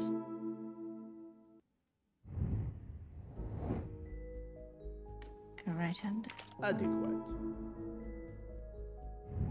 My little gray cells did not let me down.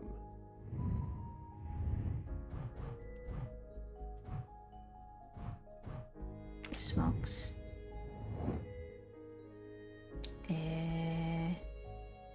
I don't remember. She says she does not smoke. He said that he smokes Well done. every once in a while.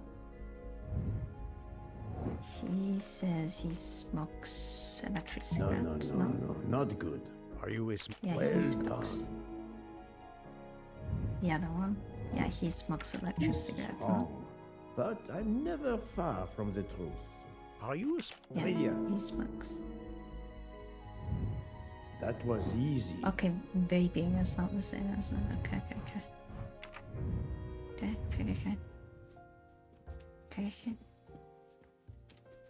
Alright. I'll observe her instead. She's right-handed. I'll keep an eye on them instead. Right-handed. Could be both.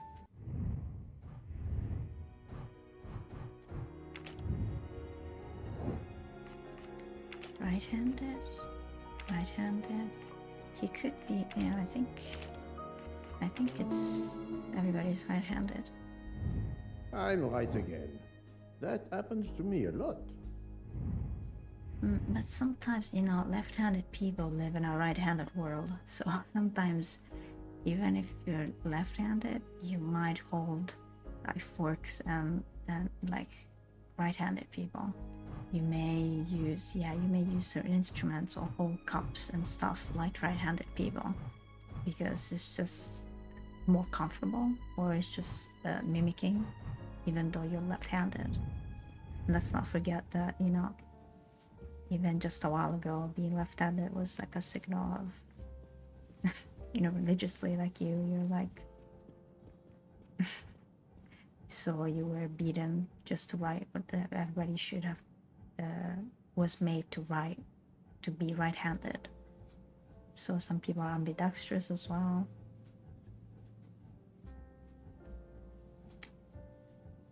Monsieur Fauché, may Many I different things. disturb you for a moment? Of course. How can I help? It is, of course, about the murder of Monsieur Ratchet.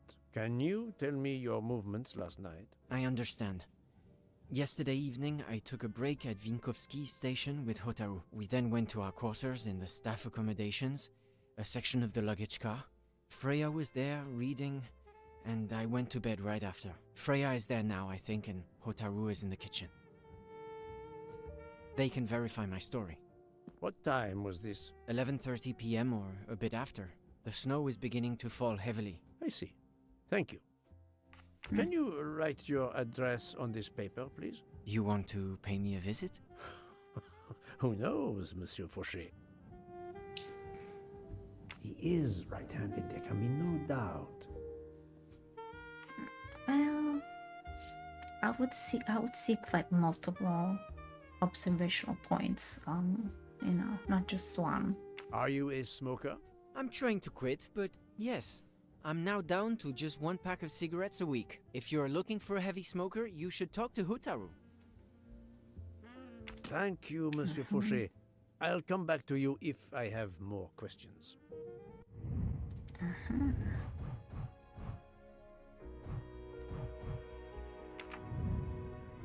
Who vapes?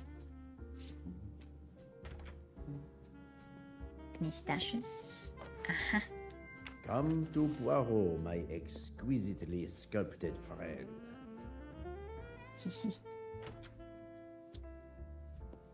We finally seen the... Oh, not just the restaurant, okay.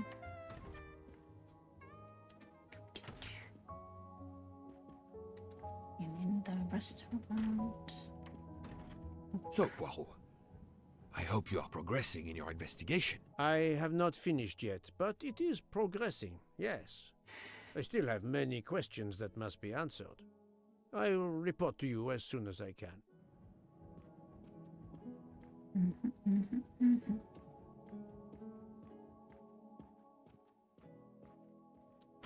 Oui. Oh. Is he not feeling good? What happened? Oh. Oh. Look at that. Wine bottle. Ah, Monsieur Maury. Would you have a few minutes to give me? I have some questions to ask you. Do I look like I can answer questions? The room is spinning. My head is about to explode. You were celebrating last night? Celebrating? When Freya always wins. Ah, what am I saying? If you want my answers to your questions to make sense, help me recover. You see there, the magnet on the fridge. That is my special recipe. I call it my day after survival tonic. If you could make me my special tonic, I might survive long enough to answer your questions. Jean knows the recipe very well. He can help you with the preparation. Very well, Monsieur Maury. If I must, I must. I will make you your day after survival tonic.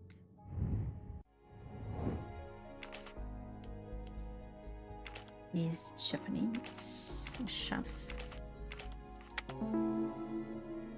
Hi. My little gray cells did not let me down. Yes, soon we have access to knives. The kitchen.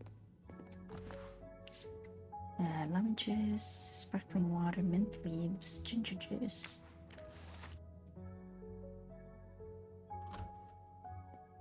Oh.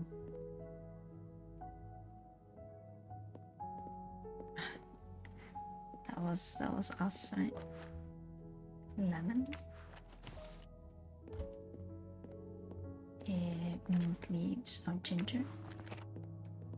And water. Soda water. I'm missing half of the tonic ingredients. And here. Alright. I have all the ingredients, right? Said mint leaf, ginger, sparkling, and lemon. Right? Yeah. Oh.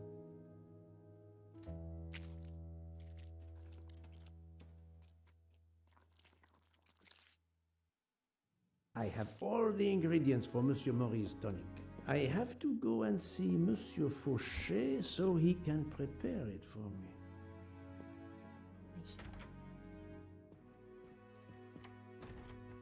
At the bar, at the bar, at the bar.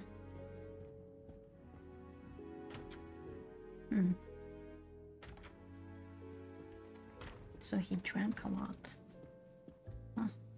Monsieur Fauché, may I disturb you for a moment? Of course. How can I help? Monsieur Fauché, I need your help to prepare a cocktail. What is this phrase? This is music to my ears. What can I fix for you? A mojito?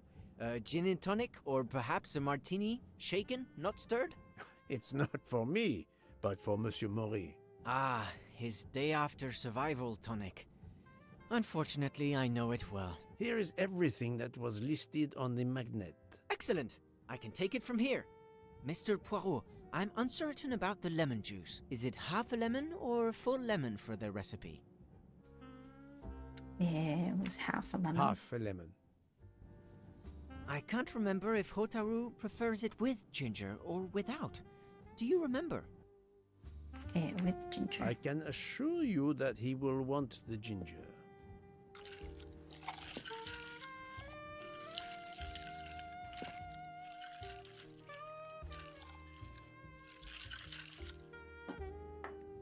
Shake, shake. There you are, shake, sir. Shake. Hotaru will be himself again. Excellent.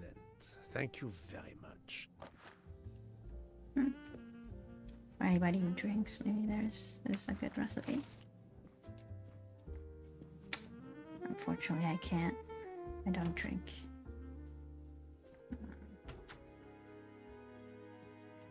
I did have some wild, not so wild, just drinking occasions here and there, but my liver was quick to say, we are not, oh, I did not want to do that. My liver was quick to say, nope, you can't handle the alcohol. Here you go, Mr. Mori. I hope this will help you. Thank you very much. Please give me a moment while this takes effect. It will be a while, I'm afraid. But I will not move from the kitchen. Since I have to wait, do you know where I can find Mademoiselle Nielsen? She is in the staff quarters in the luggage car. If the door is locked, John will have the key. Thank you. I will return. I hope you have a speedy recovery.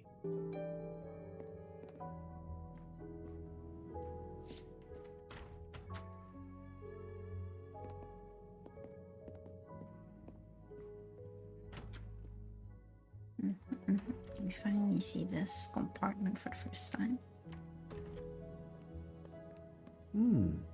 It's locked. It did say that shop with Jean. Mr. Fauché. Oh, there he bottles. Hello? Monsieur Mori told me that you are the one who has the key to open the luggage car door. I will need it. Yes, that's right. Here it is. Please don't forget to give it back to me. I will not forget, Monsieur Fauché.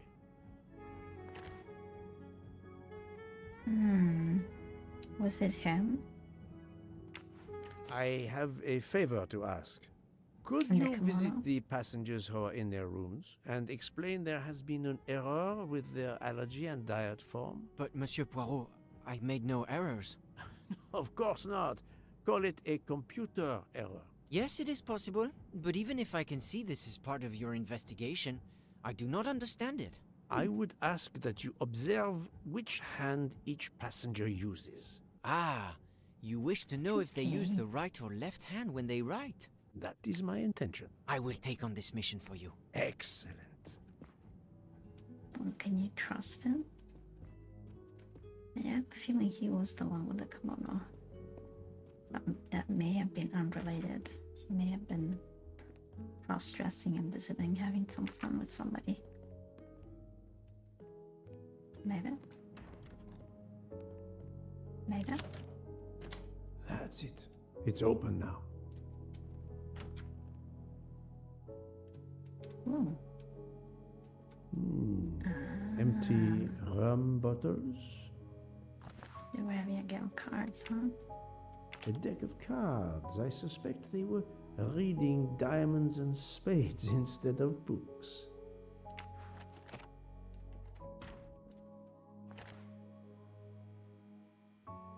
Captain Set premium quality. Full and empty, huh? Oh. Hehe. You can never Special. have too many of these. What are you doing? Hello, here? Mademoiselle Nielsen. May I ask you a few questions? I don't have a minute. My career is ruined, and it's not my fault. But how did this terrible thing come to pass? My supplies, passenger luggage, our living space. There is so little room. I gave the cargo handlers in Istanbul strict instructions how to stack my crates containing the ingredients I need for my desserts, so as one box is used up, it can be discarded. And these fools of cargo handlers did not follow your instructions? Ignored completely. I have 4 crates that must be moved from there to here to correct the order they are stacked. But placing the wrong crate on top of a smaller crate will crush it, its contents, and my career. Calm yourself, mademoiselle. I understand. So, the problem is these 4 crates must be moved there, but carefully. Yes. I have to move these 4 boxes from this location to here. But there is not much space to move the boxes, and I have to be careful never to put a bigger box on top of a smaller one, or the smaller crate will be destroyed. The problem is clear. I shall assist you. Right.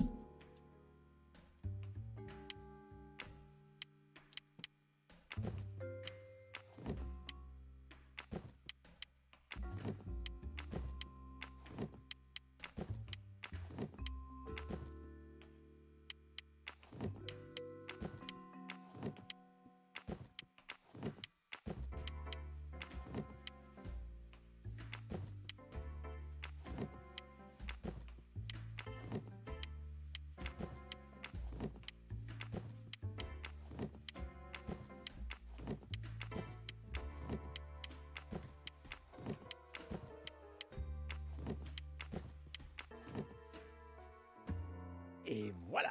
You are a lifesaver. Or at least a dessert saver. Thank you, thank you. I will gladly answer your questions. Can you tell me your movements of last night? Last night after dinner, I stayed in the kitchen until 12:15 a.m. Then I joined Jean and Hotaru in our quarters. Then all of us read quietly in our beds until we fell asleep. A very studious staff. However, Monsieur Right. Mori doesn't seem to have followed the same literary pursuit as the others. And these rum bottles, do they have something to do with his hangover?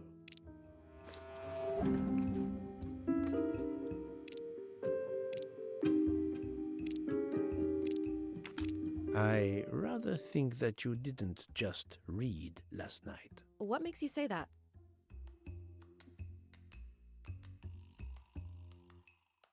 Well, Mr. Morisadek. I spoke to Monsieur Maury. He seemed to be quite hung over. He even asked me to make him his day after tonic. He blurted out, "Freya always wins." Wins what? Looking around, it is clear you were gambling and drinking most of the night. You don't understand. It's late when we're off duty, but we need to unwind. And now there's been a murder? Yes, I admit it. We went overboard last night. But please don't tell Mr. Book. It's against regulations. We could all be fired. Mademoiselle, I realize your difficult jobs have been made more difficult. But as you say, there has been a murder.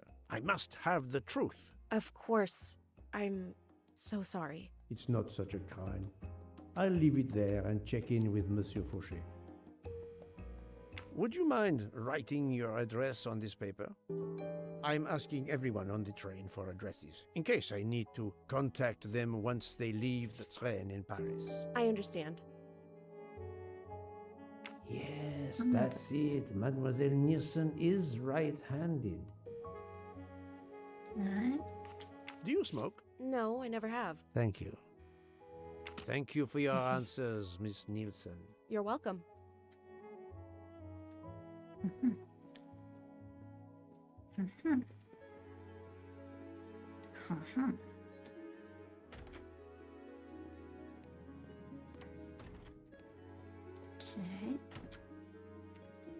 We are going to go back and speak to him.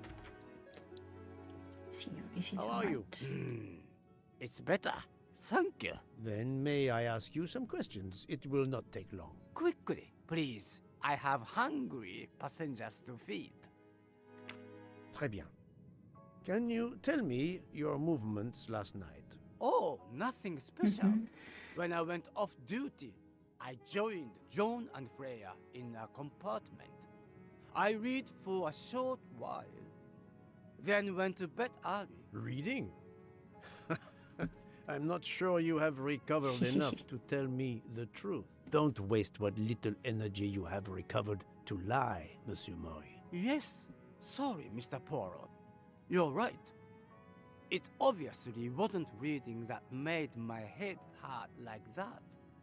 But if you told Monsieur Book, it could mean my job. I will keep your secret, but I am investigating a murder. You must tell me the truth. Thank you. Please, write your address on this paper. My address? I don't see why. I think I hear Monsieur Book approaching. My address? Yes, of course. It's right-handed. Another right-handed person. Not surprising, most people are. Well, there's You are so a many. heavy smoker. My job. It is very stressful. Would you happen to know who vapes on the train? A banana flavor? Oh, yes.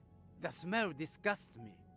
What is wrong with a good tobacco? I do not have time to answer that. Who is it? I've only seen one person who vapes. It's Captain Arbuthnot. Captain Arbuthnot, I see. Your I guess testimony he's was left-handed too, invaluable huh? to me. Thank you. Take care, Monsieur Maury. My palate depends on your good health.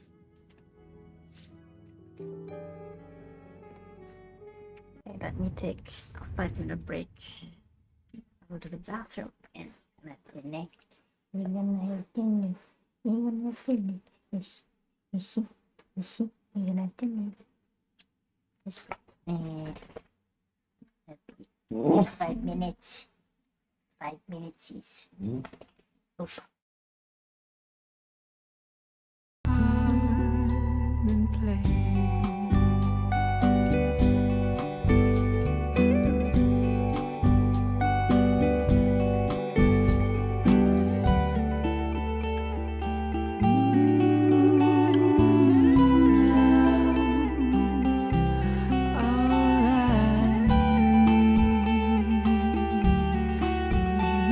Is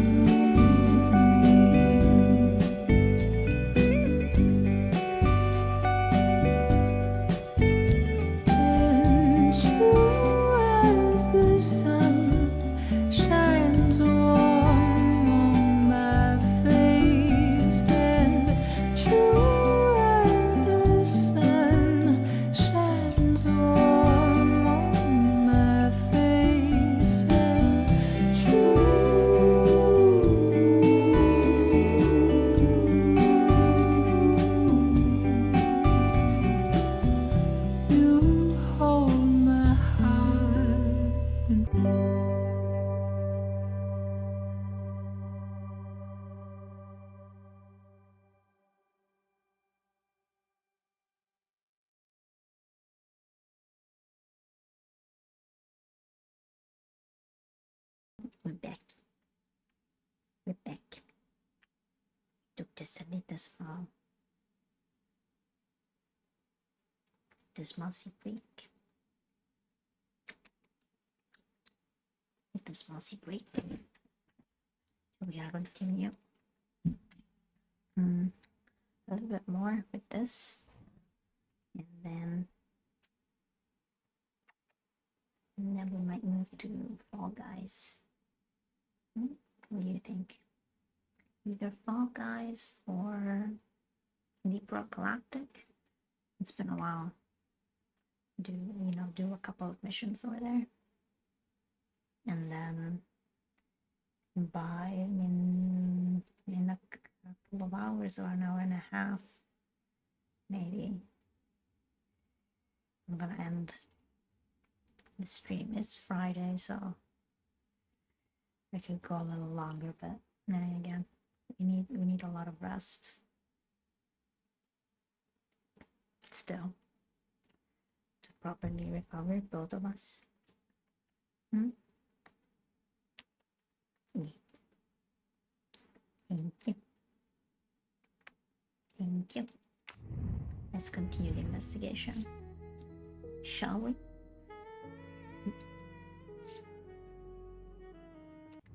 No. Did I miss something? Yes.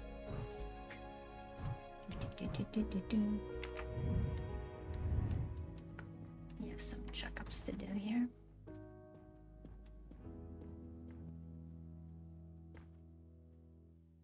Here is your key. Thank you very much. My pleasure. About the little favor I asked of you. Aha, but of course. I was able to get new allergy forms from guests who were in their compartments. Monsieur McQueen, Monsieur Masterman, Count and Countess Andreni, they are all right-handed. I also asked Princess Dragomirov, but she had her assistant, Madame Schmidt, sign for her. She is right-handed as well. You have exceeded my expectations. Well done. Thank you, Monsieur Fauché. I'll come back to you if I have more questions.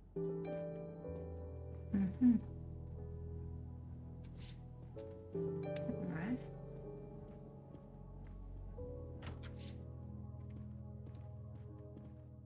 Need to find another one. Need to find another one. Another mustaches. Need to find another mustaches. Oh. Another mustache.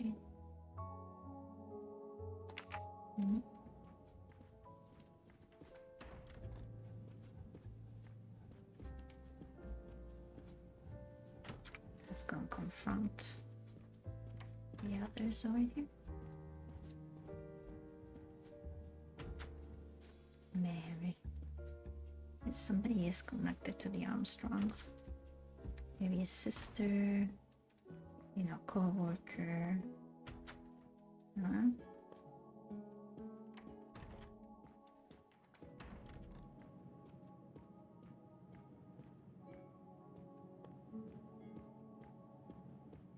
Something. Somebody who got hired. Huh? Maybe.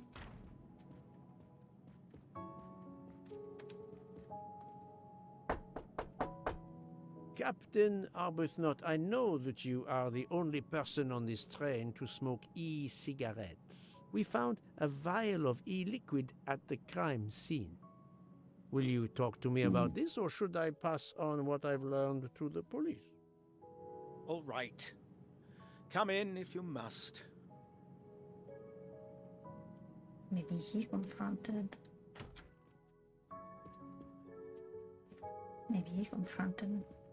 I have just a few questions for you. Very well. Let's hear them. The young English lady, Mademoiselle Debenham, was at the Tocatlian Hotel. Perhaps you met her there? We exchanged a few words. Fellow Brits abroad, that sort of thing. Right. What can you tell me about Mademoiselle Debenham? Nothing whatsoever. We barely spoke. The director of the Orient Express, Monsieur Bouc, thinks the assassin is a woman. And that is enough to accuse her? She had nothing to do with this murder. How can you be so certain? The idea is absurd. Ratchet was a perfect stranger to her. She'd never seen him before. Ah, did she tell you so? Well, yes, maybe she did. She may have commented once upon his somewhat unpleasant appearance. If a woman is concerned, as you seem to think, to my mind, without any evidence, I can assure you that Miss Debenham could not possibly be implicated. It is clear that the captain is defending Miss Debenham, a woman he supposedly doesn't know very well. Right. What were you doing last night around 1:15? 1:15? I believe I was still talking to that young American fellow, Mr. McQueen, the secretary of the man who was killed. We were in his compartment. He was a friend or acquaintance of yours? No, I never saw him before this journey. We'd hit it off at dinner, and the conversation continued into the early hours. Until what time was that? Until 1:45 or so. Then I retired to my room and went to sleep. There is nothing you can recall last night that in any way struck you as suspicious? It's nothing. A mere detail. Allow me to be the judge. Well, before returning to my room, I went to the lounge car to get a glass of water. When I was passing through the first-class corridor, I noticed that the door, which is just after your room, 201, was not quite closed, and the person who was inside peered out in a furtive sort of way. Then he closed the door quickly. I know there's nothing in that, but it was the furtive way it was done that caught my attention. Struck me as a bit odd. I understand. Thank you for letting me know. Could you write down your address here, please? My address? If you insist. This man is right-handed.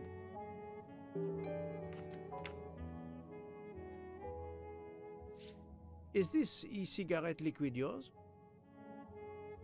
What flavor is it? Banana. Well, that is awkward. That's my flavor of choice. But I have no idea what it was doing there, whatever. Can you explain how it ended up there? I have no idea.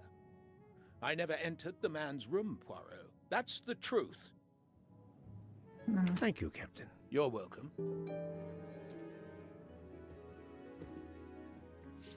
Well, someone might have used that as a distraction.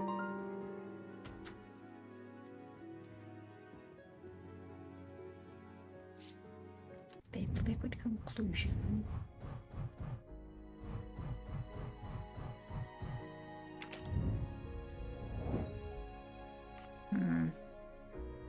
Mr. McQueen confirmed that Captain Bernard spoke with him until 1:45 a.m. So that is his.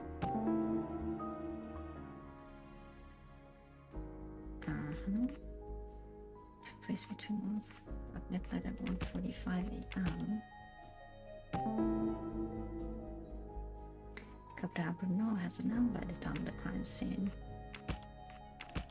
So how did that end up there? Can't accuse of Bruno as alibi protection despite the liquid found at the crime scene. Captain Arbuthnot is the only passenger to smoke an e-cigarette. Even if this liquid in Ratchet's room is a solid clue, he has an alibi. I cannot accuse him without any other proof. That's the right answer. The alibi is not valid.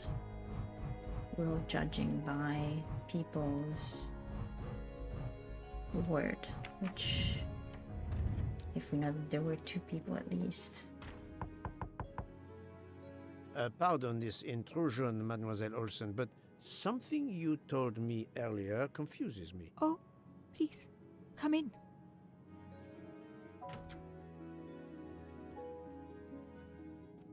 How can you be sure Mademoiselle Debenham was in bed all night? As I told you, I am a very light sleeper. The slightest noise wakes me up. If Fraulein Debenham had gotten out of her bed, I would have heard her. I got up this morning around 8 a.m. She was sleeping soundly.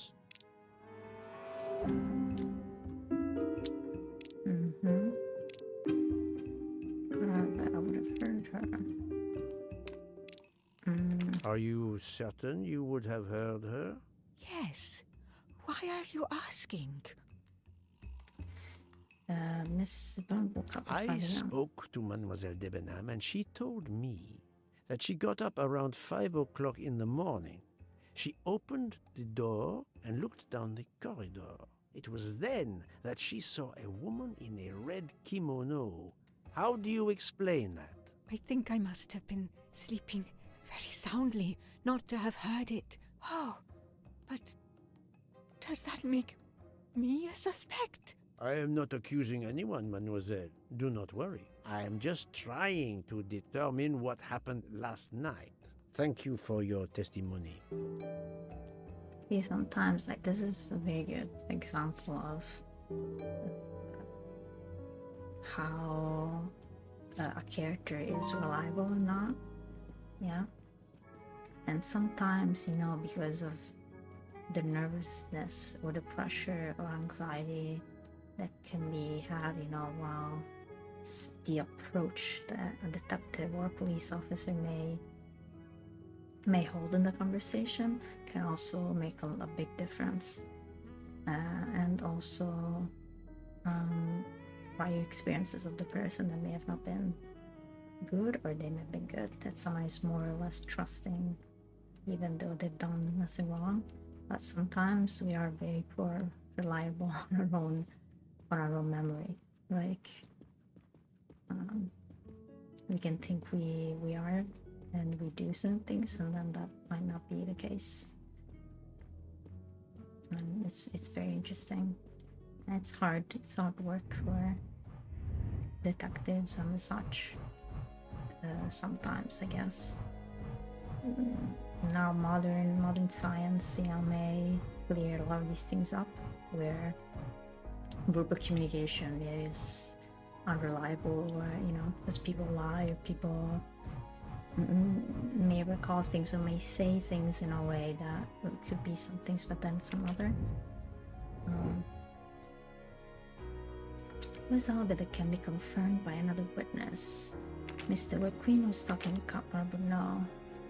Confirmed by Mrs. Olson. Mr. Marble went to see Mrs. Hubbard as I was playing card with Mr. Moy and Mr. Foucher. Right. Et voilà.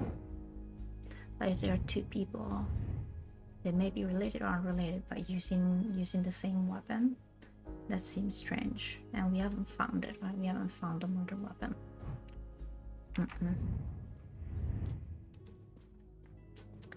We haven't found another weapon. Key. It's fascinating.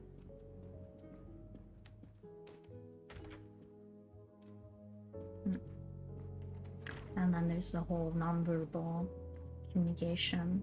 That, to me, everything can be a bit superficially viewed, especially nowadays when there's a lot more.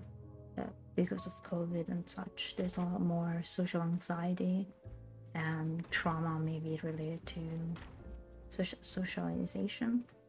And, you know, old people may have issues with authority that may impair, you know, like being a witness, or the way that you're viewed and the way that Monsieur things Fauché, are seen. may I disturb you for a moment? Of course. How can I help? To cops that are trained to sometimes profile into categories and put things in big boxes that may not be what they are. So, Monsieur Fauché, are you trying to hide Sometimes things takes some from experience me? or I instinct. know about your little party last night. You are not a detective for nothing. I'm sorry, Monsieur Poirot. Thank you, Monsieur Fauché. I'll come back to you if I have more questions. Alright, whose book? Yeah, it was in the restaurant, right? With the jazz music. So, Poirot, I hope you are progressing in your investigation. There is no trace of the murder weapon on the train, as yet. The killer could have hidden it anywhere. It must be somewhere. Indeed, as you say, it must be somewhere. Well, why haven't the book maybe gone and searched for it while we were walking up and down? According to Dr. Constantine's report, the stab wounds were made by at least one right-handed and one left-handed person, and with different strength. For the moment, everyone I have checked is right-handed. It is impossible to draw any conclusions as yet. However, I still have a few people to interrogate, notably the Russian princess. You still have many avenues to explore? Indeed, the case is far from over, mon ami. Well, somebody could be also like the same person that has different strengths because they're right-handed and the left-handed may be weaker. And they're trying to, create chaos.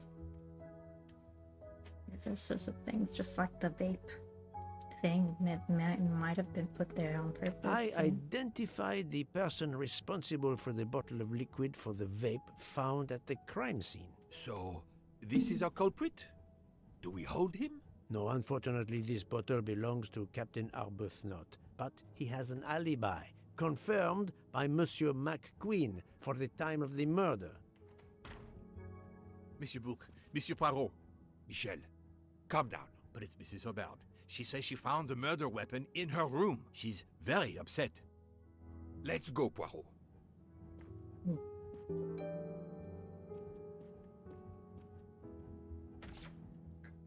Suddenly, another avenue of investigation appears. Yeah.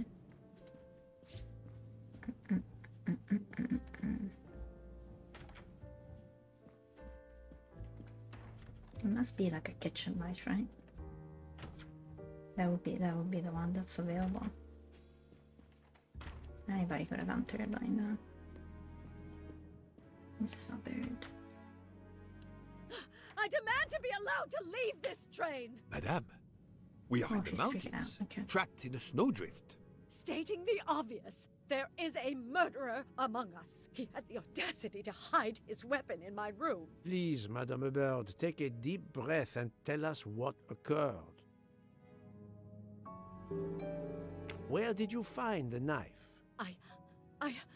I wanted to get a handkerchief from my purse, and when I opened it, I saw it! A bloody knife! Am I next to be murdered? I very much doubt the murderer would give you his weapon. What do you mean? Madame, he would have used it. Oh, I have it! Did you touch the knife? Of course not! What a question! I will take that as a no.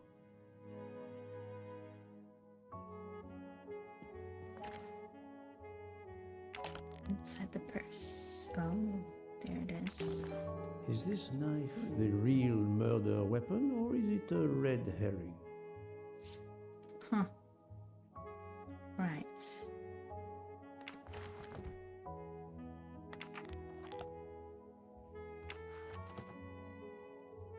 Interesting. Red Mrs. herring. Hubbard is distraught, Poirot. I should stay with her. Please go on. That's a without... humongous I knife, have by the way. every right to be distraught. Thank you, Mr. Bouc.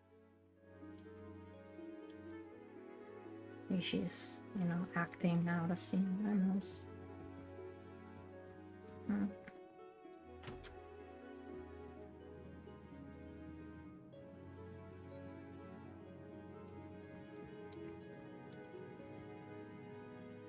For the stab wound, it seems personal. And there's certainly premeditation. But the opportunity of the murder weapon may have been occasional. Like it may have not been premeditated. It's a humongous knife. What am I supposed to do here? Prove the knife is the murder weapon. Well, we need to go to the... How do I prove it's the murder weapon? Oh. I'm sorry, but how do I prove it's the murder weapon? Wait. Where's the body? Or where's the doctor? No, maybe let's go down this way.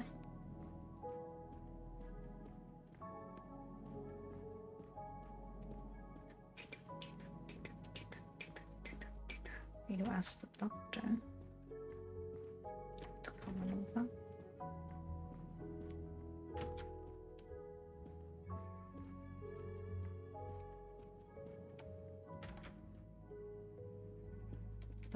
Dr. Constantine, we may have found our murder weapon. We need to make certain. There is a pretty quick way to be sure. I have estimated the depth of the wounds. You can easily find the depth of each wound by comparing the width. There are 5 of them that I am not sure about. Test them, and then we will compare our results. I will do as you say, Doctor. Okay, I must compare the size of the wound to the width of the knife blade. Depth.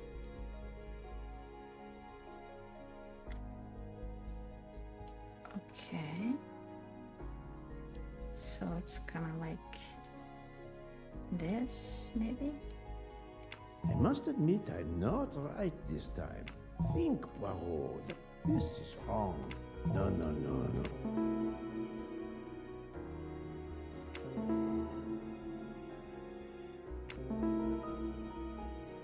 I do not think that. My little gray cells did not let me down. What do you think, Doctor? Is this knife really the murder weapon? There can be no doubt. You found the same depths as the estimates I made during the preliminary autopsy. I can assure you that you hold in your hands the weapon that took Ratchet's life.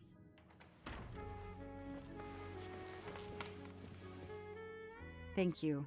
I feel way better now. The rest gave you time to sleep off most of the effects of the drug. I'm still a bit groggy. That's understandable. Are you able to continue your story now? Yes. Yes, I think so. Where was I? You were explaining how you returned to the Armstrong house to tell them their poor little child was dead. Yes, that's it. I felt helpless. My part in the case was officially over, but I knew I couldn't let it go. Daisy deserved justice.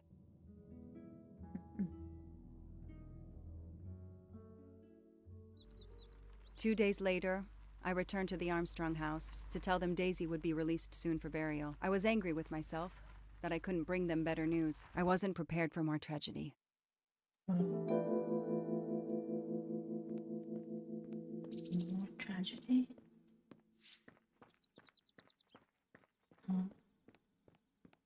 Oh no. Oh no. Just give me a second to look for a search. Although I kind of want to go in and see what happened. What is that? Oh, that's a bump hole. What happened? The black cat. Oh. Hello, Miss Moreau. I'm here to see Colonel Armstrong. Good morning, Detective. Colonel Armstrong is upstairs. He isn't well. What? What do you mean he isn't well?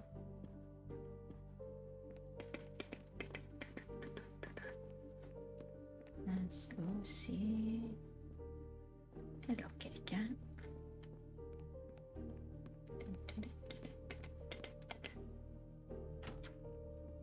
Oh, this is like a nanny that lives in the house.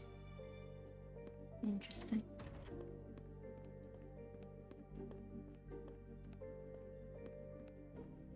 Alright, this is their room. Nothing's been touched. It's as if Daisy might walk in at any moment and begin to play. Good morning, Colonel Armstrong. Is your wife here? Here? No, Sonia is not here. always one step behind. She died of a miscarriage last night. My wife, Daisy, and our baby. My whole family is gone. I'm so sorry. I came straight here this morning. I received word that you can arrange for Daisy to be returned to you for burial. I didn't know. Well, then, now you don't have to come back. I can arrange for Daisy, my wife, and our unborn child to be buried all at once. Very efficient. Being a military man, I can appreciate efficiency. I know how hard this must be for you. No, you don't know. I don't want your sympathy. I want you to do your bloody job and catch the creature that did this. I know you won't believe me, but I swear to you, I will find who did this. If it takes me to the far corners of the earth, I will find them. Then go. Please go now. Go find them.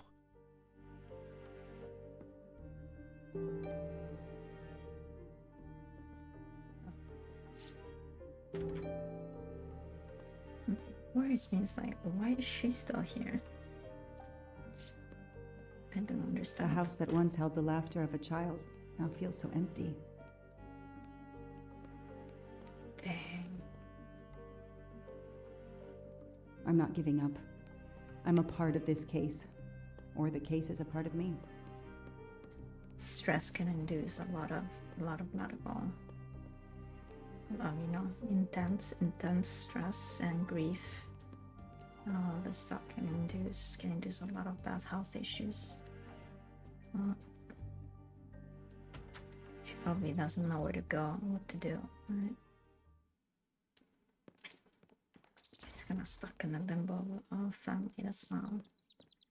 God, she feels guilty. Jeez. Oh boy. That's a lot. All units, Hike is in the vicinity of the cabin where Daisy Armstrong was found, spotted a pickup truck drive through the barricade tape, and then head up the dirt road toward where the subject cabin is located. Any car nearby who can respond? Unit 28, we can respond, but we're a ways away. Dispatch, this is 11. I'm on it. Copy that. 11, you're good to go. Copy that. She's alone. She's alone. You always get a body. Okay, there's the pickup. Let's see who ignored our barricade tape. 11 here. I'm at the cabin. Someone has broken in. Are you requesting backup? Not yet. I'm going to take a look around. Copy that, 11. What do you mean not yet? What do you mean not yet? Oh, somebody's gonna burn down the cabin? An individual has entered a police-secured area. I have to stop him first. It's the first perimeter check.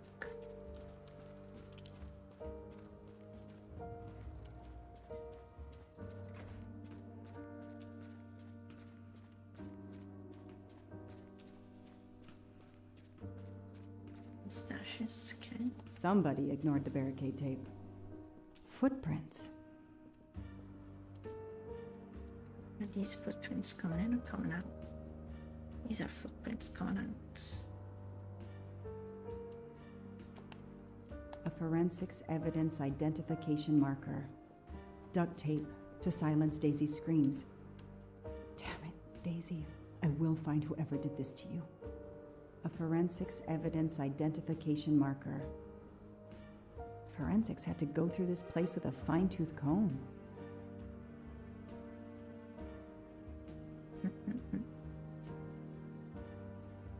He's not here.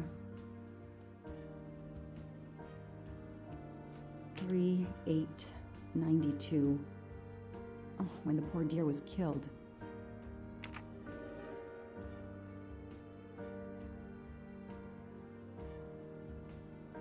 That's where I found Fluffy. Daisy's special toy. I hope we returned him to the family. Not somehow. Well, he's An clearly individual still here. has entered a police-secured area. I have to stop him first.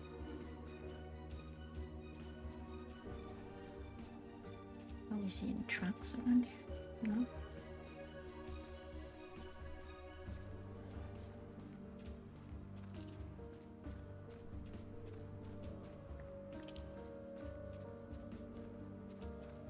You see a somewhere.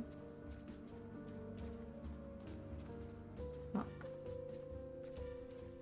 I can barely see footprints.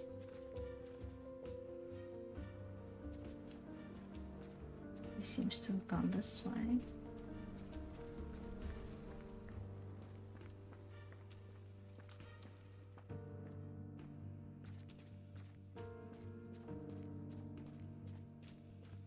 Hmm.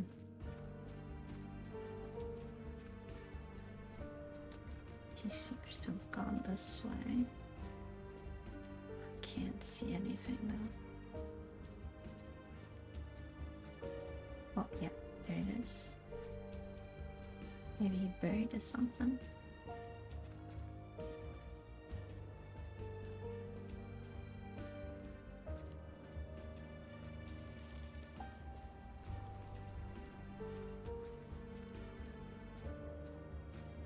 Up on the trees, maybe.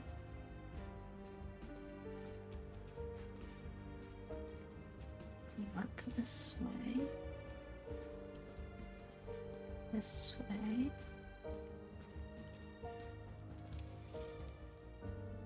Not seeing anything. He went this way. Okay.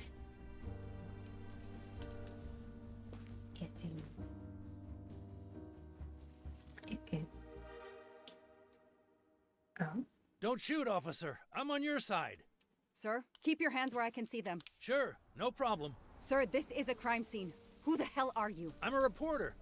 Boston 6 News. You can get us on cable even here in the mountains. They haven't heard of crime scene tape in a big city like Boston? All right, that wasn't my best move. I got all excited. I didn't expect to find the place deserted. It was hard to resist. You should have tried harder. I'm placing you under arrest. You should be thanking me. Look what you apparently missed and I found. We'll get to that, but you're going to answer some questions first. I'm more used to asking questions, but fire away.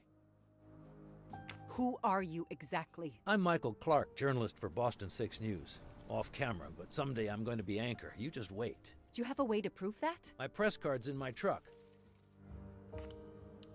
What are you doing career here? ladder. You should know a crime scene is off limits. I'm investigating the Daisy Armstrong kidnapping like you. Does the pickup parked in front of the cabin belong to you? Yes, indeed, it's mine. I'll check. Show me your hands. I'm gonna cuff you. I'm sure we can work out a deal. Put your hands in front of you.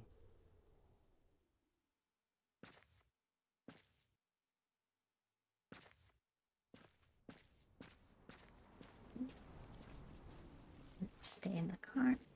Aren't you gonna read me my rights? You have the right to remain silent. I really wish you'd exercise that one.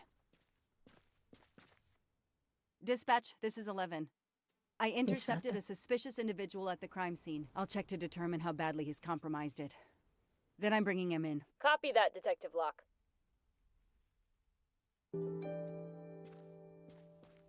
Well, they should have somebody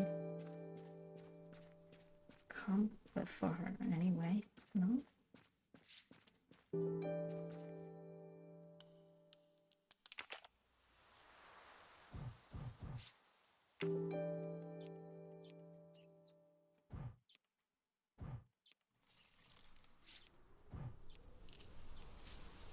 Yes! I knew I could do it. I can always use safecracking as a career move.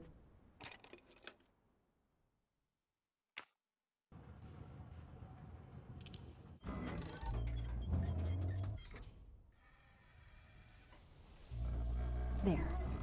Now let's see what secrets you're hiding. Way without the gun out.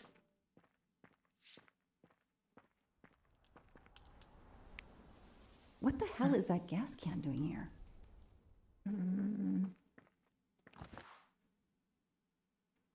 The cap's been damaged. And some gasoline has leaked out.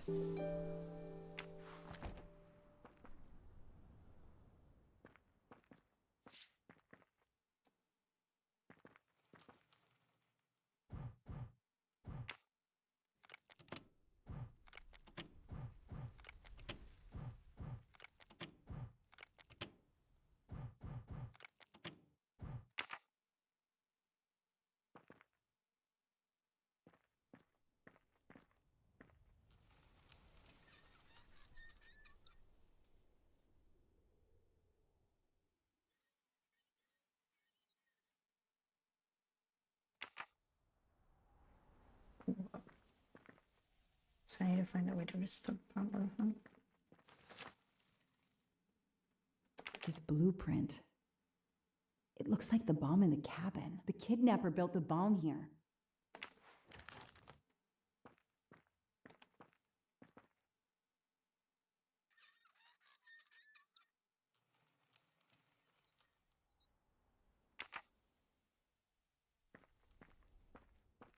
This bunker looks like it's as old as the cabin.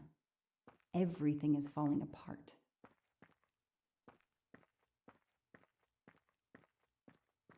Now what? I have to turn the power back on to open. No, doesn't work.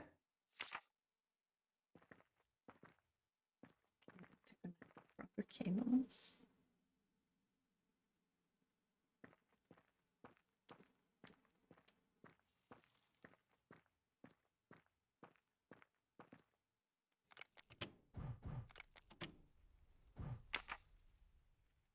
Okay, let me see.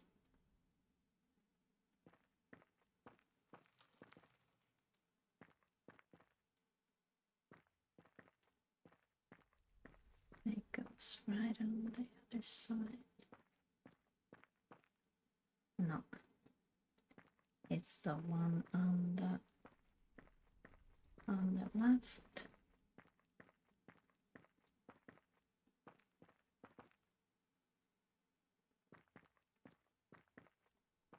So that one. Okay, that's for that one. Then we got one for this. Wow.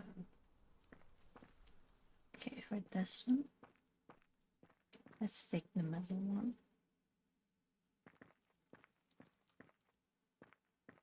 Let's take the middle one.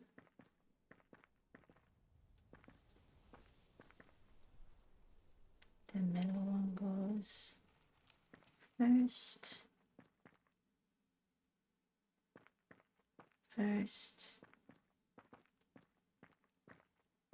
Up. Is it the one at the top?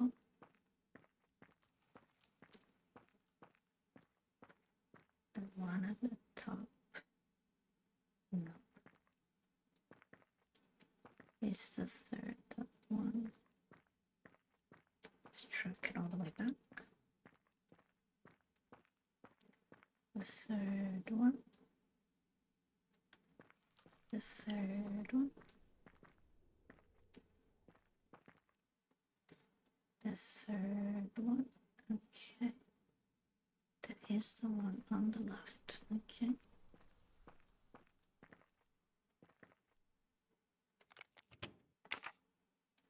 Done. And then we got the one from over here. It's the second one, the one in the middle.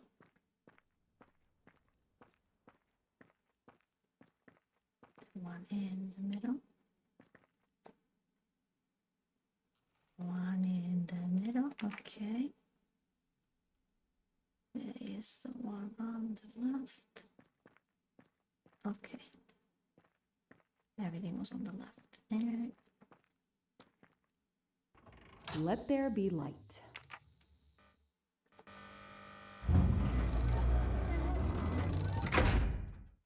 Perfect, it works.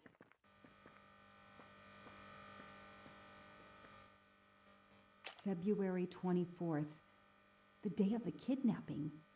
They knew about the party and everything. 24th February. Alright.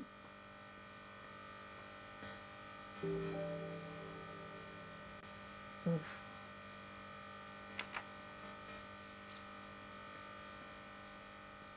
The 24 or 2 maybe. Could use a new light bulb.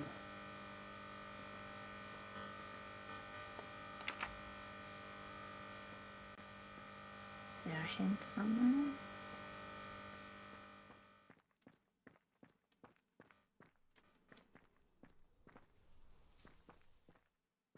Oh. Not really my style, but I'll take it. Almost missed it.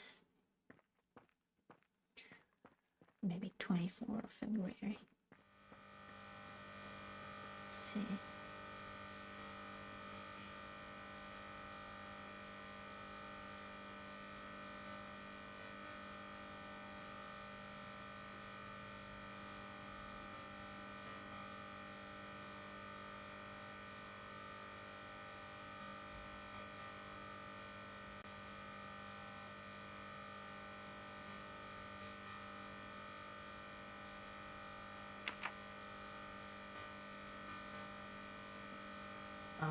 Okay. Got it.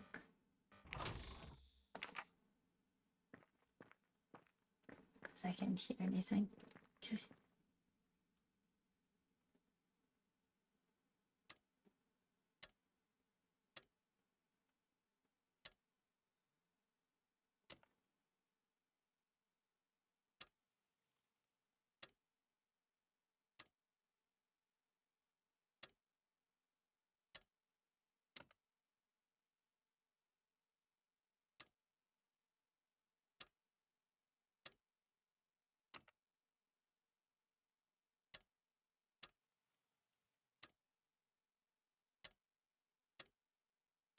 Yes!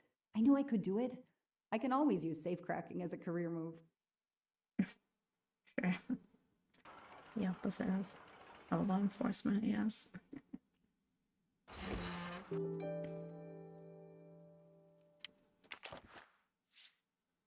An expensive looking pen with the initials JM? What's its story?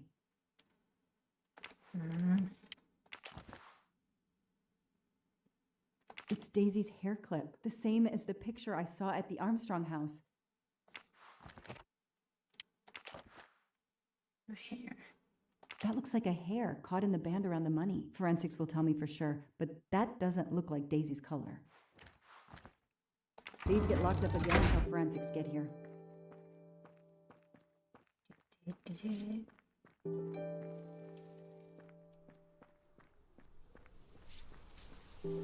I'll secure the bunker for forensics. Progress at last.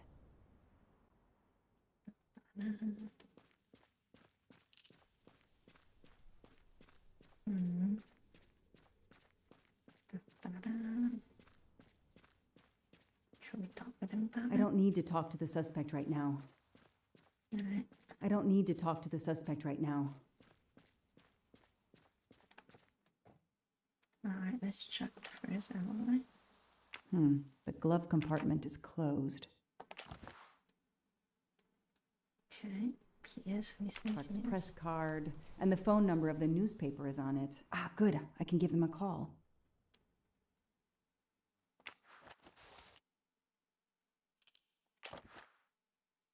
Telephoto lens. Not so surprising for a journalist.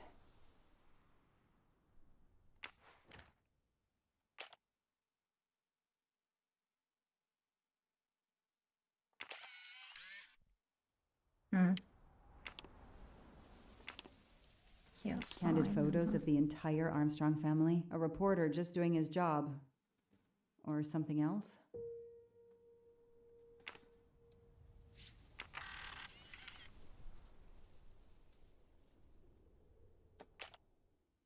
The glove compartment is closed.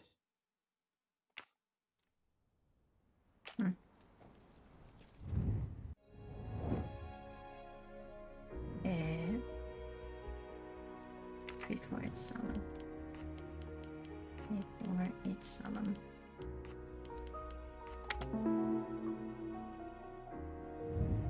Score! 1 for the good guys.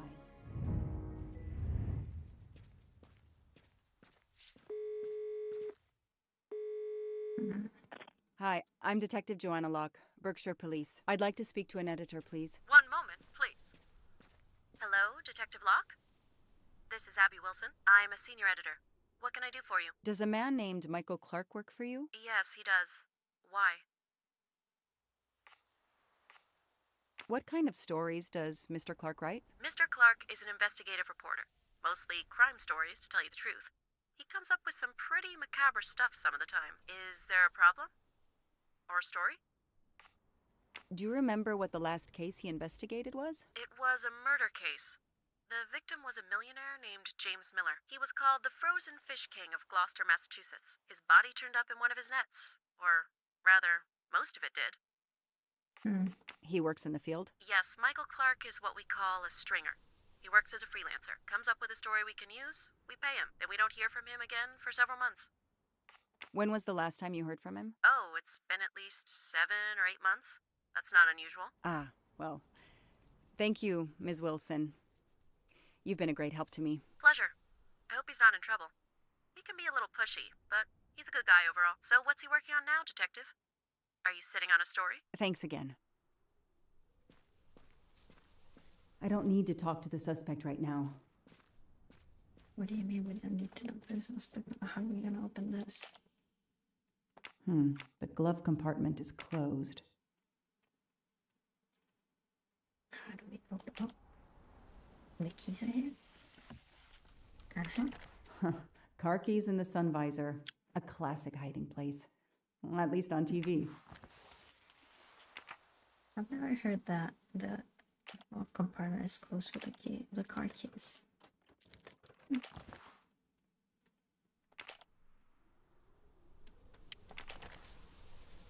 Clark's driver's license seems to be in order.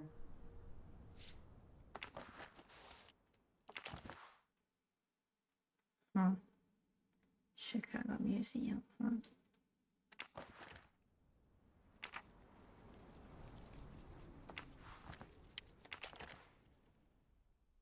The vehicle registration is not in the name of Michael Clark or a rental company. Baker.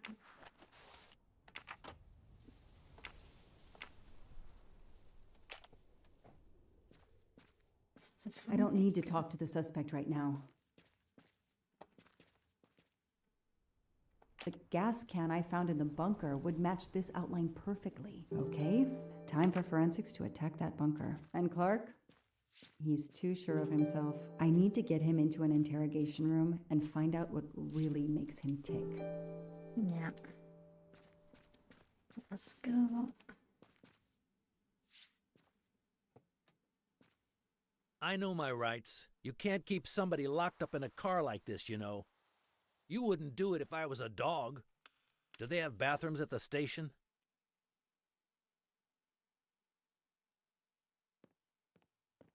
I have the right to make a phone call, Detective whatever your name is.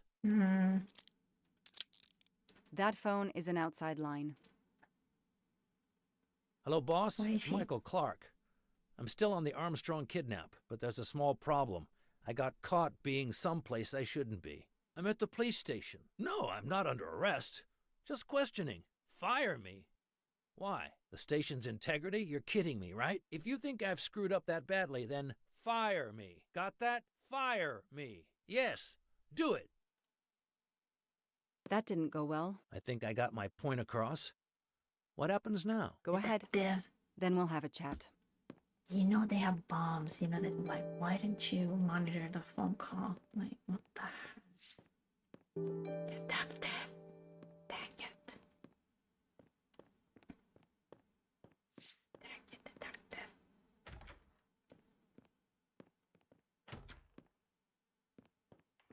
Oh, and I'll add these to the file.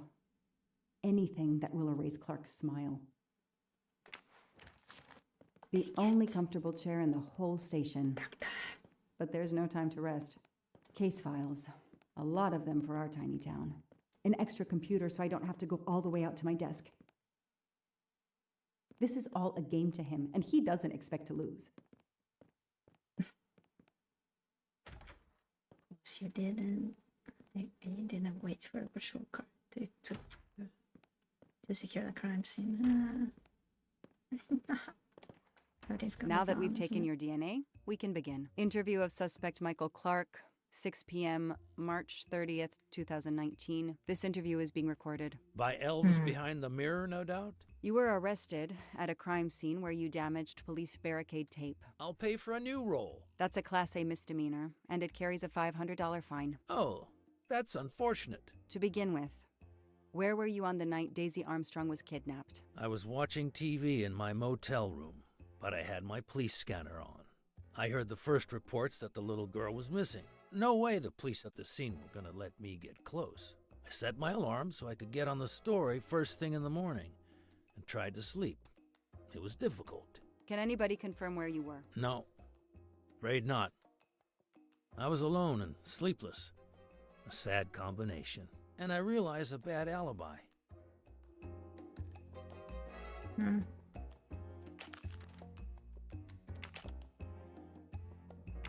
Let's move on to the gas cans and what we found in your pockets when you were brought in here today. That sounds exciting.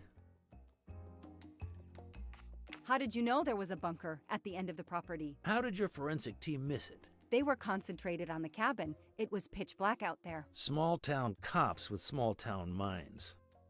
I'm sorry, that was unkind. You know, I'm a bit like you. My job is to find something a news program's viewers want to see. You do it for justice. I do it for money. I just have more flair than you. I know you're lying, Mr. Clark.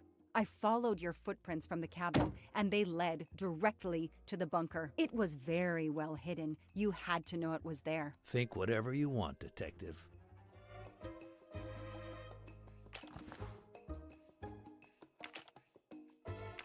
You say you're a journalist, a stringer for Channel 6 News in Boston. I sell my stuff to lots of media outlets. Right. Your camera was in your pickup. You didn't want to take pictures of the crime scene? I like to get the lay of the land. Once I see the story I want to tell, then I start documenting it. I don't know any journalist who works a case without their camera close at hand. He thinks he's invincible. I need to play his ego. That's the key.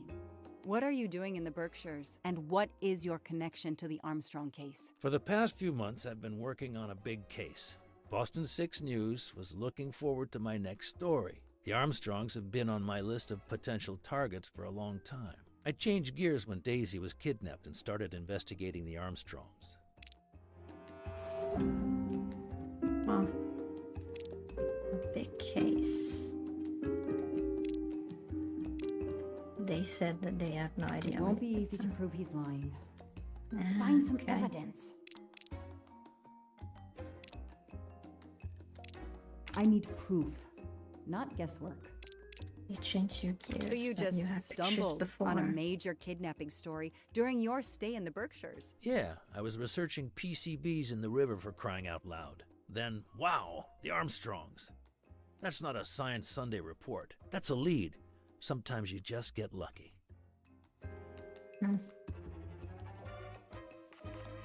Your camera in the pickup. There were photos of Daisy from before she was kidnapped. The Armstrongs are a famous family like the Kennedys or Hollywood couples. Gossip sites love them.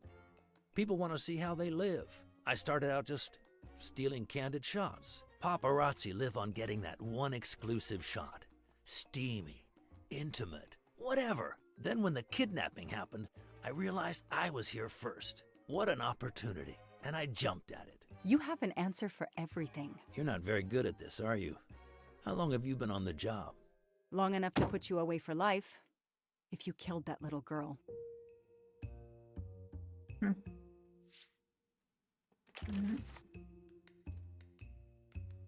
Stephen Baker.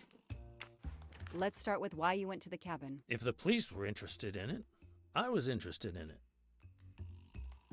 That pickup of yours, that's a very nice ride.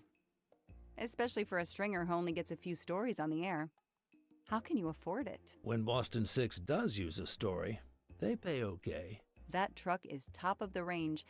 How much did it set you back? $55,000, $60,000? When I have to, I do what everybody else does. I take out a loan. How about you, Detective? You got a loan on your car? He's enjoying himself. I need to throw him off balance somehow, surprise him into making an error. Explain to me again how you got to the crime scene. I listened in on the police radio frequency.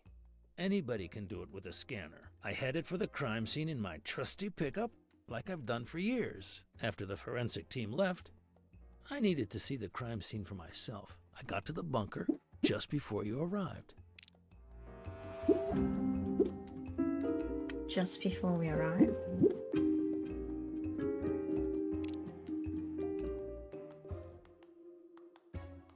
You said you've been driving that pickup for years? You heard right. Thanks to it, I never miss a story. You say you've been using your pickup for years, but the title certificate is not in your name. The truck belongs to somebody named Stephen Baker. Okay, I don't get why the pickup is so important to you, but I guess my ego made me say that. Yeah, the pickup was lent to me by a friend. I couldn't afford it even with a loan. I think you stole it, Mr. Clark. You needed a pickup like that for our mountain roads, so you stole that one. Try proving it.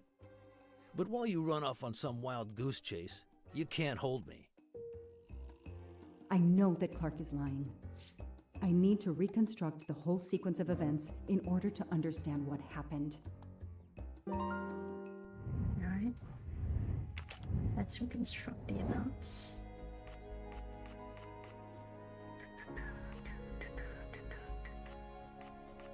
Okay, I arrived at the cabin.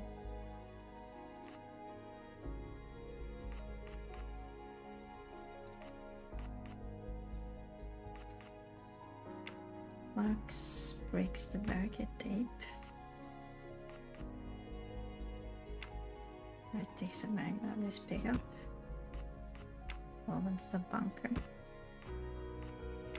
Throws, yeah, closes it. And then I surprise him.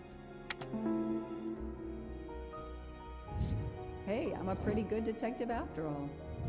I'll tell you what really happened. You waited until forensics left and arrived in your probably stolen pickup. You grabbed a can of gasoline from your truck. You then went into the cabin to check if Daisy had been found. You then went straight to the bunker to see if it had been discovered, planning to set it on fire and destroy all the evidence inside. Before you could start the fire, you heard me arrive. So you hastily left your gas can and closed the hatch. You didn't think I could open the bunker. If I hadn't found you, I expect you would have burned down the cabin too. I'm not gonna make fun of you, Detective, or how you handled my interrogation. You're obviously very new at this.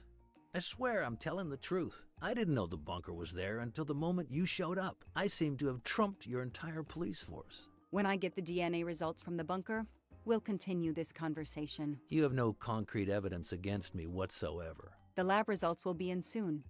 You won't get away with this. See that call? That's your arrest warrant and a one-way ticket to prison. I'll be right back.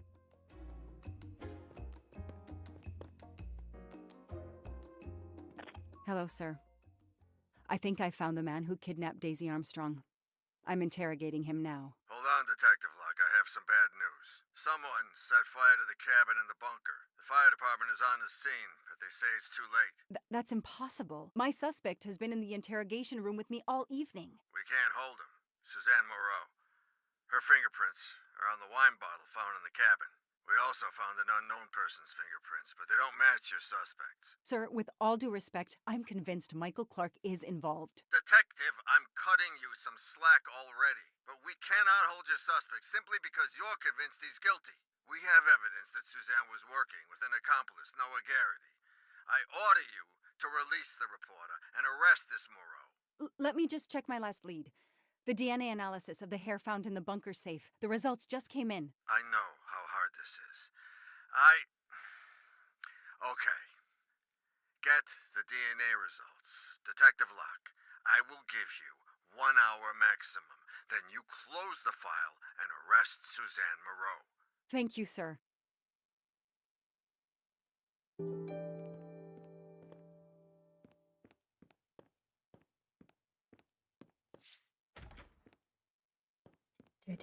An extra computer so I don't have to go all the way out to my desk. An extra computer so I don't have to...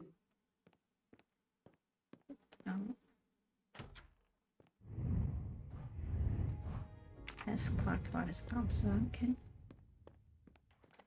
I'm finished. Who did you call earlier? An editor from the Boston 6 News. An editor you repeatedly said should fire you. That was your accomplice, wasn't it? You were telling him to start the fire. An accomplice?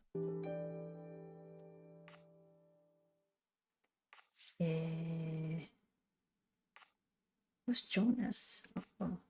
I know it was Noah you called. I'm saying nothing more without the presence of my lawyer. Stay right where you are. I'm not done with you yet. Wow. Do I hear grounds for a lawsuit? Some poor innocent woman is being accused instead of you. You set her up, didn't you? You have to let me go, Detective. All I need is one more phone call to the lab. I know it's you, and I'm going to prove it. Hello, this is Joanna Locke. I need the results of the DNA test I asked you for. Hi, Detective.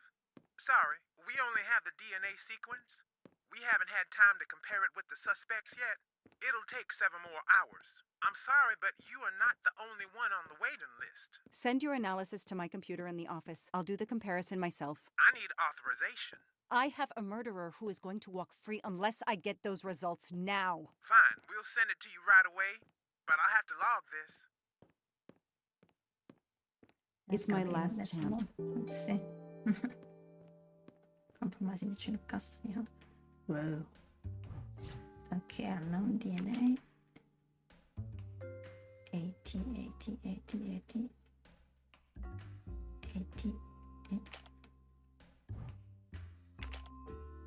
Okay, wait. ATC.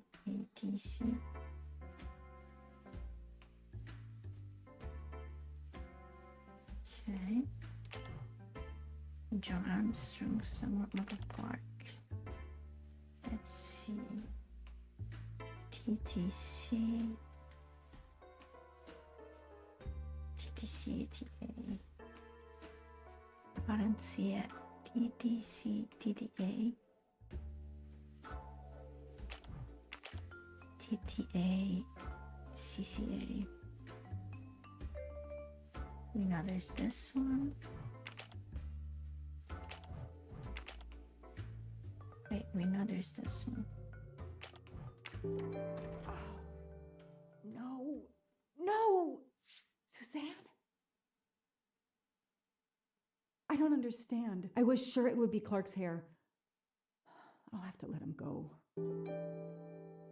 Dang it. They covered the tracks pretty well, huh? They put that strand in there. You can leave. Sorry it didn't work out for you, Detective. Maybe you should consider a career change. We are not done. Oh, but we are, my dear. We are done. I had no choice but to return to the Armstrong house to arrest Suzanne Moreau. Dang.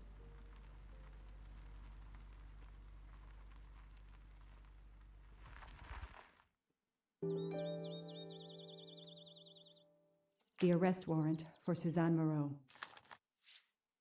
Suzanne was set up by Clark and Noah. They are the kidnappers, but I'm not giving up.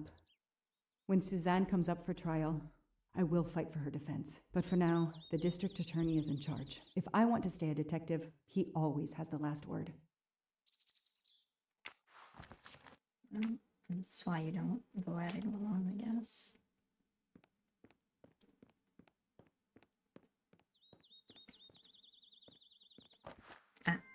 Help yourself, Joanna. You earned it. The door is wide open. How strange. Oh no. Hey, Jeez, did is I anyone hear there? everybody? Miss Moreau? Miss Moreau? No. This is Detective Locke.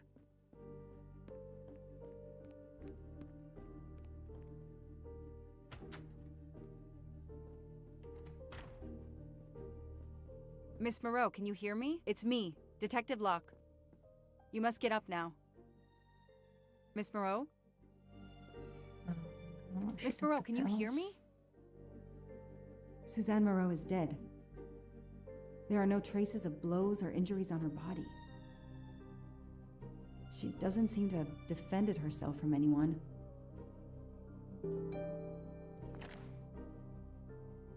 It appears Suzanne killed herself by ingesting all these drugs.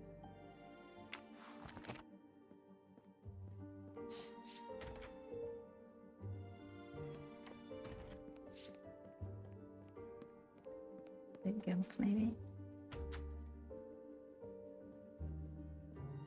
Where's Mr. Moreau?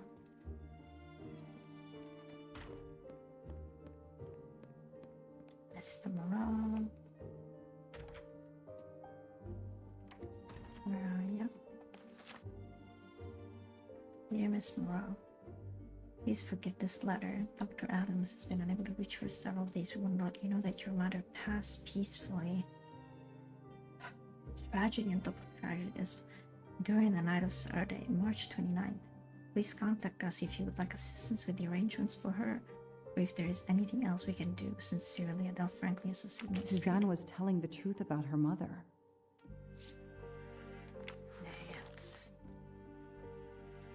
Alas, Bloha. Massachusetts used to burn witches at this stage. She's just gonna end up in some cozy prison. Bring back the death penalty. Massachusetts, she deserves it. Another immigrant comes here and kills somebody. Moreau doesn't deserve to live. How can a child's nanny do such a thing? I hope the police lock her up for life. I killed Daisy. I was scared she would tell. If I released her from the cabin alive, I can't live myself. She must have realized at last how she'd been used. The death of her mother would have been an additional shock, and the self-righteous court of social media was as quick as usual to try and convict her.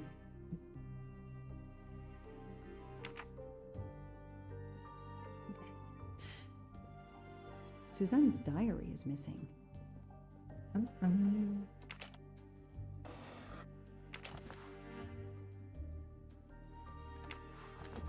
Her glasses are missing. Huh.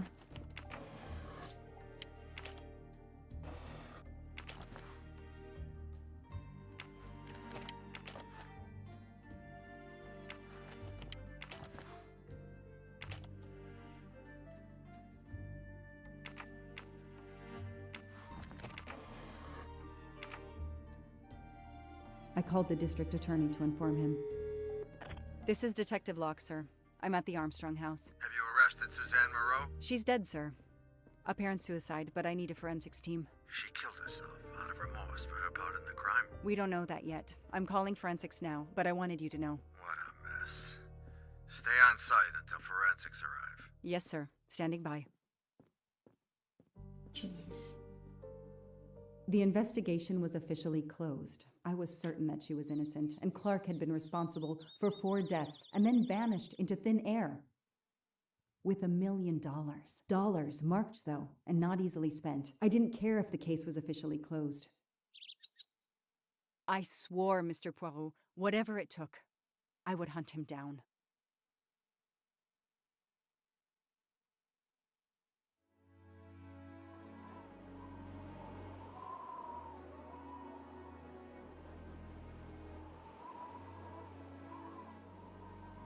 I waited for the forensics team, then went into the station to write my report. I was officially off the case. Thank you, mademoiselle. That obviously cannot be the completion of your story. If I might ask a question? Of course.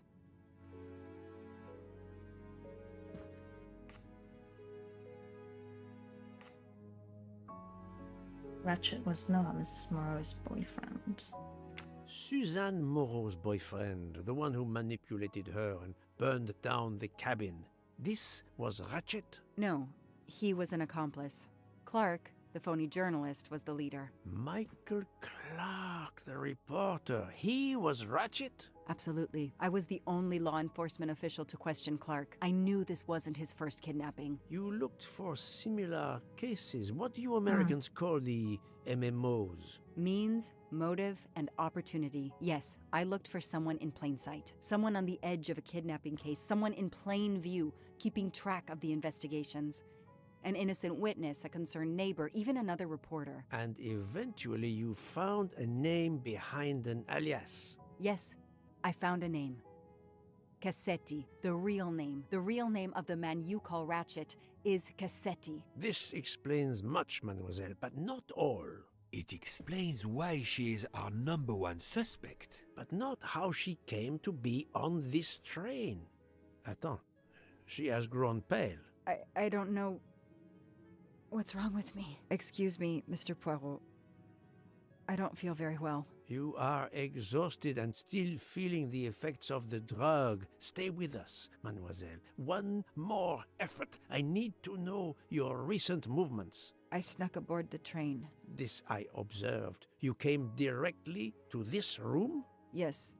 Yes, and other than a couple of careful trips to the ladies yesterday, I never left this room. I didn't want to be spotted by Ratchet.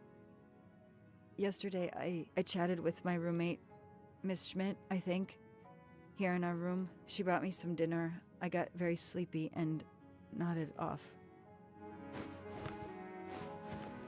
And now she nods off again.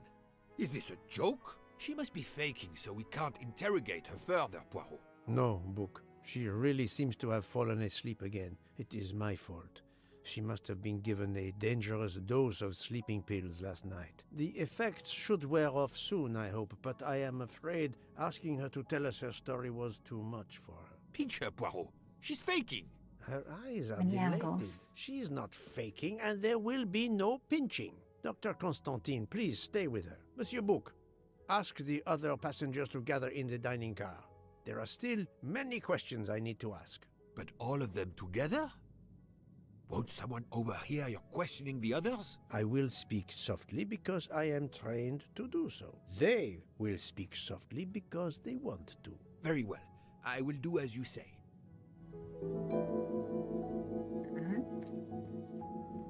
I'll stay here to watch over Miss Locke. Well, should the doctor also be on the suspect list, maybe? Hmm? I hope your investigation is going well, Mr. Poirot. Hmm.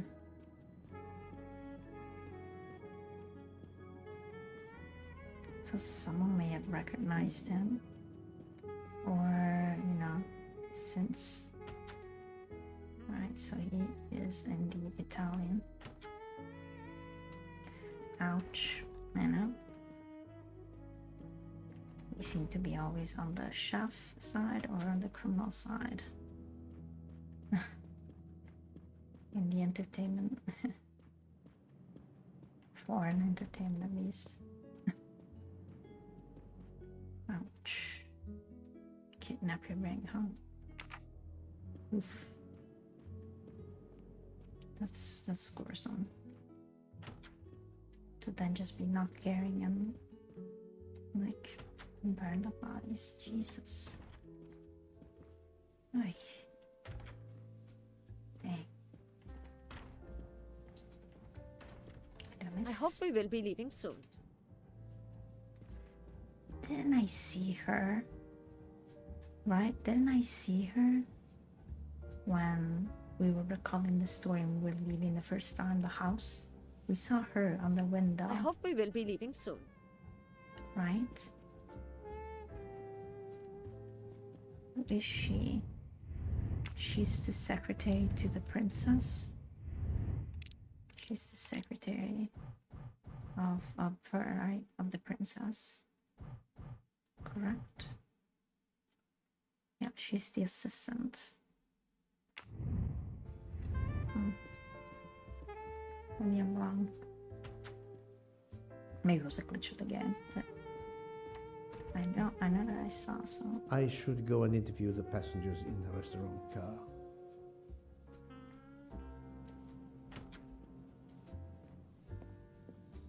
Not mustaches. No.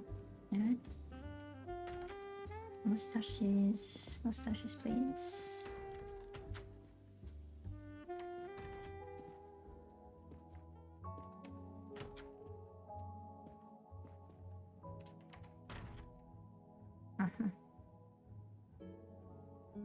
The passengers who agreed to come and talk to you are assembled, Poirot. Mr. Masterman is already here to answer your questions. Perfect. Thank you, my friend. Sit down, Monsieur Masterman, please. Thank you. Aye. Does the name Cassetti mean anything to you? No. Should it? Have you heard of the Armstrong kidnapping case? Of course. It was all over the news a few years ago. Your employer's real name is Cassetti. He was the man behind that kidnapping. Mr. Ratchet was... He murdered that poor little girl? Mr. McQueen, the man you worked for is a kidnapper named Cassetti. What? What kidnapping? He murdered his victim, a child named Daisy Armstrong. The Armstrong kidnapping? You had no idea of Monsieur Ratchet's real name? Damn skunk! Why are you so upset? My father was the district attorney who handled the case, Mr. Poirot. I saw Mrs. Armstrong more than once. She was a lovely woman, so gentle and heartbroken. If ever a man deserved what he got, Ratchet, or Cassetti, is the man. He didn't deserve to live. Madame Olson, have you heard of the Daisy Armstrong case? No, I've never heard of it. It was only 2 years ago. It was famous. Maybe so, but it was not famous in Spain, where I have been helping the refugees from Africa. You've never heard the name Daisy Armstrong? No, never. Daisy Armstrong? No. No. No! No! Yes. It was all over the English tabloids before I went to Jordan. A horrific crime that claimed the lives of an entire family and their wrongfully accused nanny. That's right, isn't it? Quite so. I thought the culprit had been punished. Some might say that the culprit was punished last night. Oh, my heavens. May I ask you a few more questions? Yes, of course. You read about the crime, as you said, in the tabloids. Yes, that's right. For weeks, news of the royal family was eclipsed. Have you ever been to the United States, mademoiselle? No, never. Jordan was really my first trip abroad. You were in Jordan? Yes, I was an English tutor there to the children of a high official. Until recently. What is your relationship to Captain Arbuthnot? Who? A former soldier traveling with us. You must have met him. Ah, yes, I met him on the platform in Istanbul. We only had a brief exchange of pleasantries, nothing more. British Reserve and all that. Ah, the British Reserve. Yes, with this I am familiar. Right, what about the earring?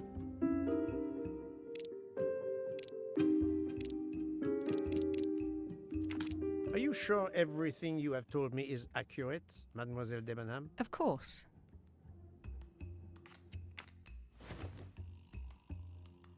Mademoiselle, I know that you met Captain Arbuthnot at the Tocatlian Hotel. You were spying on me. I am very attentive to my surroundings. It helps in my profession. Well, it's your word against mine. I had occasion to be of some assistance in recovering Captain Arbuthnot's train ticket. While searching his room, I also discovered one of your earrings. Whatever your relationship may be to the good captain, I doubt it has anything to do with British Reserve. You will not tell me your secret, mademoiselle? I can't. I don't know what you mean. Poirot, Miss Debenham's got nothing to do with this business. Nothing. Do you hear?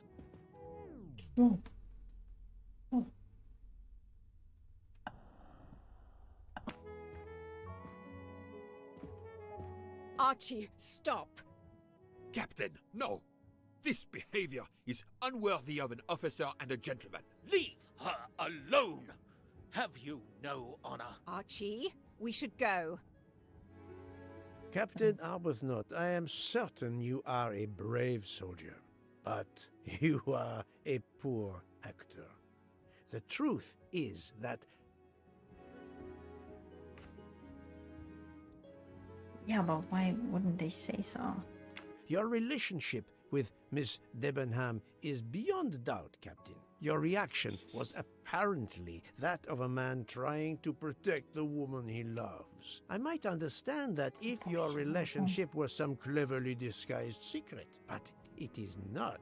You make puppy dog eyes at one another at every opportunity. You cannot hide your love. Everybody knows. I advise you to stop with your accusations, Mr. Poirot. I'm going to escort Miss Debenham back to her compartment. Make of that what you will. The captain and Mademoiselle Debenham are obviously adamant about not revealing their relationship, but this scene convinced me there is more that is not so obvious. This murder has everyone on edge. In my 25-year career, I have never seen such madness aboard the Orient Express. I understand, my friend. The more we learn, the more perplexing this train ride becomes. But we have other clues to pursue. What do you have in mind? The broken watch on Monsieur Ratchet's wrist, for example, and the handkerchief found near the body. Who does that belong to? This little drama we have just witnessed has not put you off the scent. Far from it, my friend. Will you return to your watch over Mademoiselle Locke? Yes, I will. Dr. Constantine can probably use a break. Good. Au revoir, Poirot.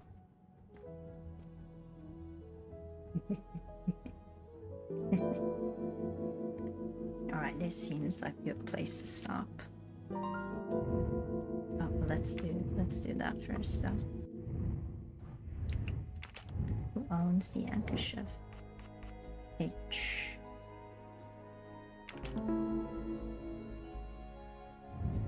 Et voilà. Handkerchief. Oh, no. H. Hartman. Or Hildegard Schmidt. It could be Hotaro. I couldn't have it. 3, 4, 5.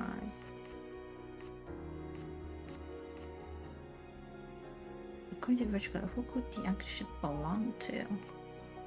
Oh? Well, we did everything with an H. H.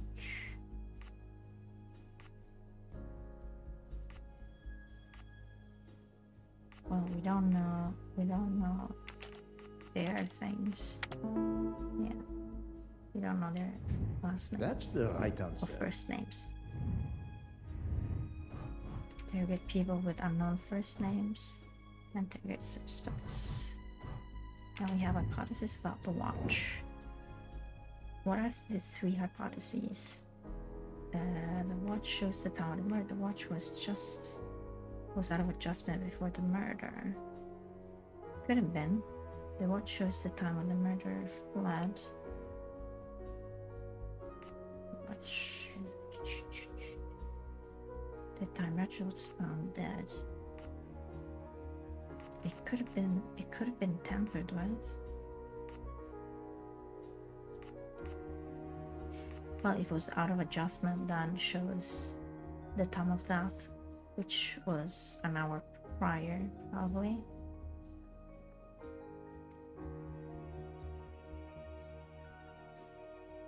Yes, if they're moving east to west, then you're going back in time.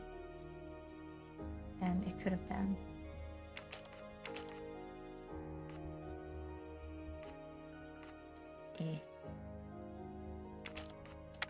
This is wrong, but I'm never far from the truth. Let me consider all the possibilities. Then was tampered. Yeah, okay. Yes, there are only 3 possible hypotheses. The watch has been tampered with, or it is out of adjustment, or it indicates the time of the murder.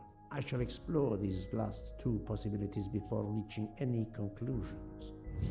If the watch is out of adjustment, it may be broken. There may also be another reason related directly to Ratchet. Maybe the watch is set to another time zone. Yes, indeed. Was the watch defective before the crystal was broken? What is the deal? Couldn't get the watch was not already? I do not think that's the right answer. Oh, no, sorry. The That one. watch was not defective because the second hand is still moving. My little gray cells did not let me down.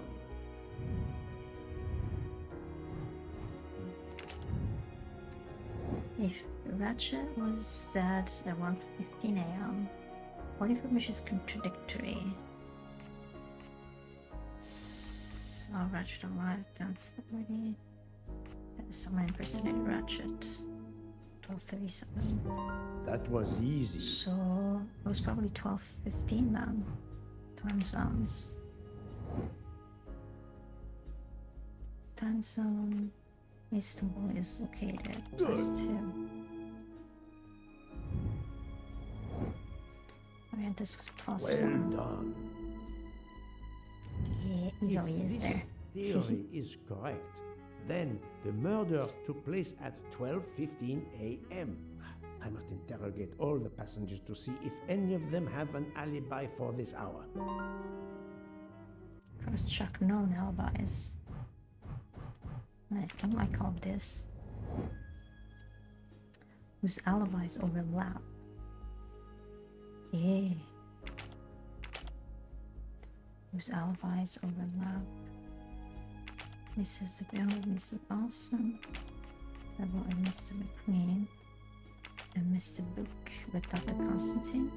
Yeah. That was easy. Cross-check. So they could not have committed it? Is that what we're saying? They could not have committed it. Alright. I wish I could click on them and see all the relevant info. Guess we're gonna save.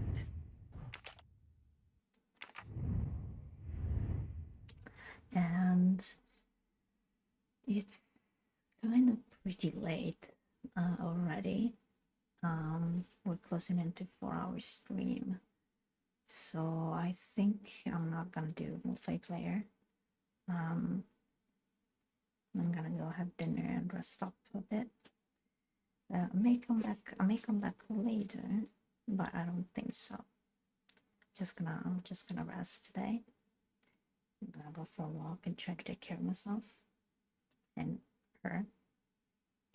And hopefully we're gonna get better. Sure enough, we're gonna try to get better. Investigate more our symptoms. Thank you. And sleep a bit more. Thank you so much for watching. I'm gonna be back on. Hopefully, if everything, nothing happens anymore. And I hope you're taking care of yourselves. Hope you learn something new every day. Monday is gonna be water underwater themed, so probably Under the Waves is gonna be there. I might include some multiplayer first, since I always seem to be skipping it. I feel like we should give it a bit more forefronting. And maybe next week I'll start with the multiplayer and then go into a more chill, a more ease game. For Tuesday, which is our animal, we might get back to Biomutant, or what else do we have still open? Hollow Knight. We're still collecting stuff. Then for Open World, we got Judgment. We got a lot of them are Open World. Biomutant, all these have Open World. And then we have Cop Detective Mystery Thursday, which we still have Little Hope going on. I need to figure out how to get over that scene. And since it's October, I wanted to get to shoot some stuff. Hopefully I'm gonna feel better to be able to do that. I don't know. Maybe, maybe not. We'll see. Tricky situation. Yeah, thank you so much for watching, and see you next time, or whenever you may find. Stay cautious but curious. Stay curious but cautious out there and here in the digital world. Let's take care of each other and ourselves in this madness of a world that we live in right now. Bye bye. You wanna say bye bye?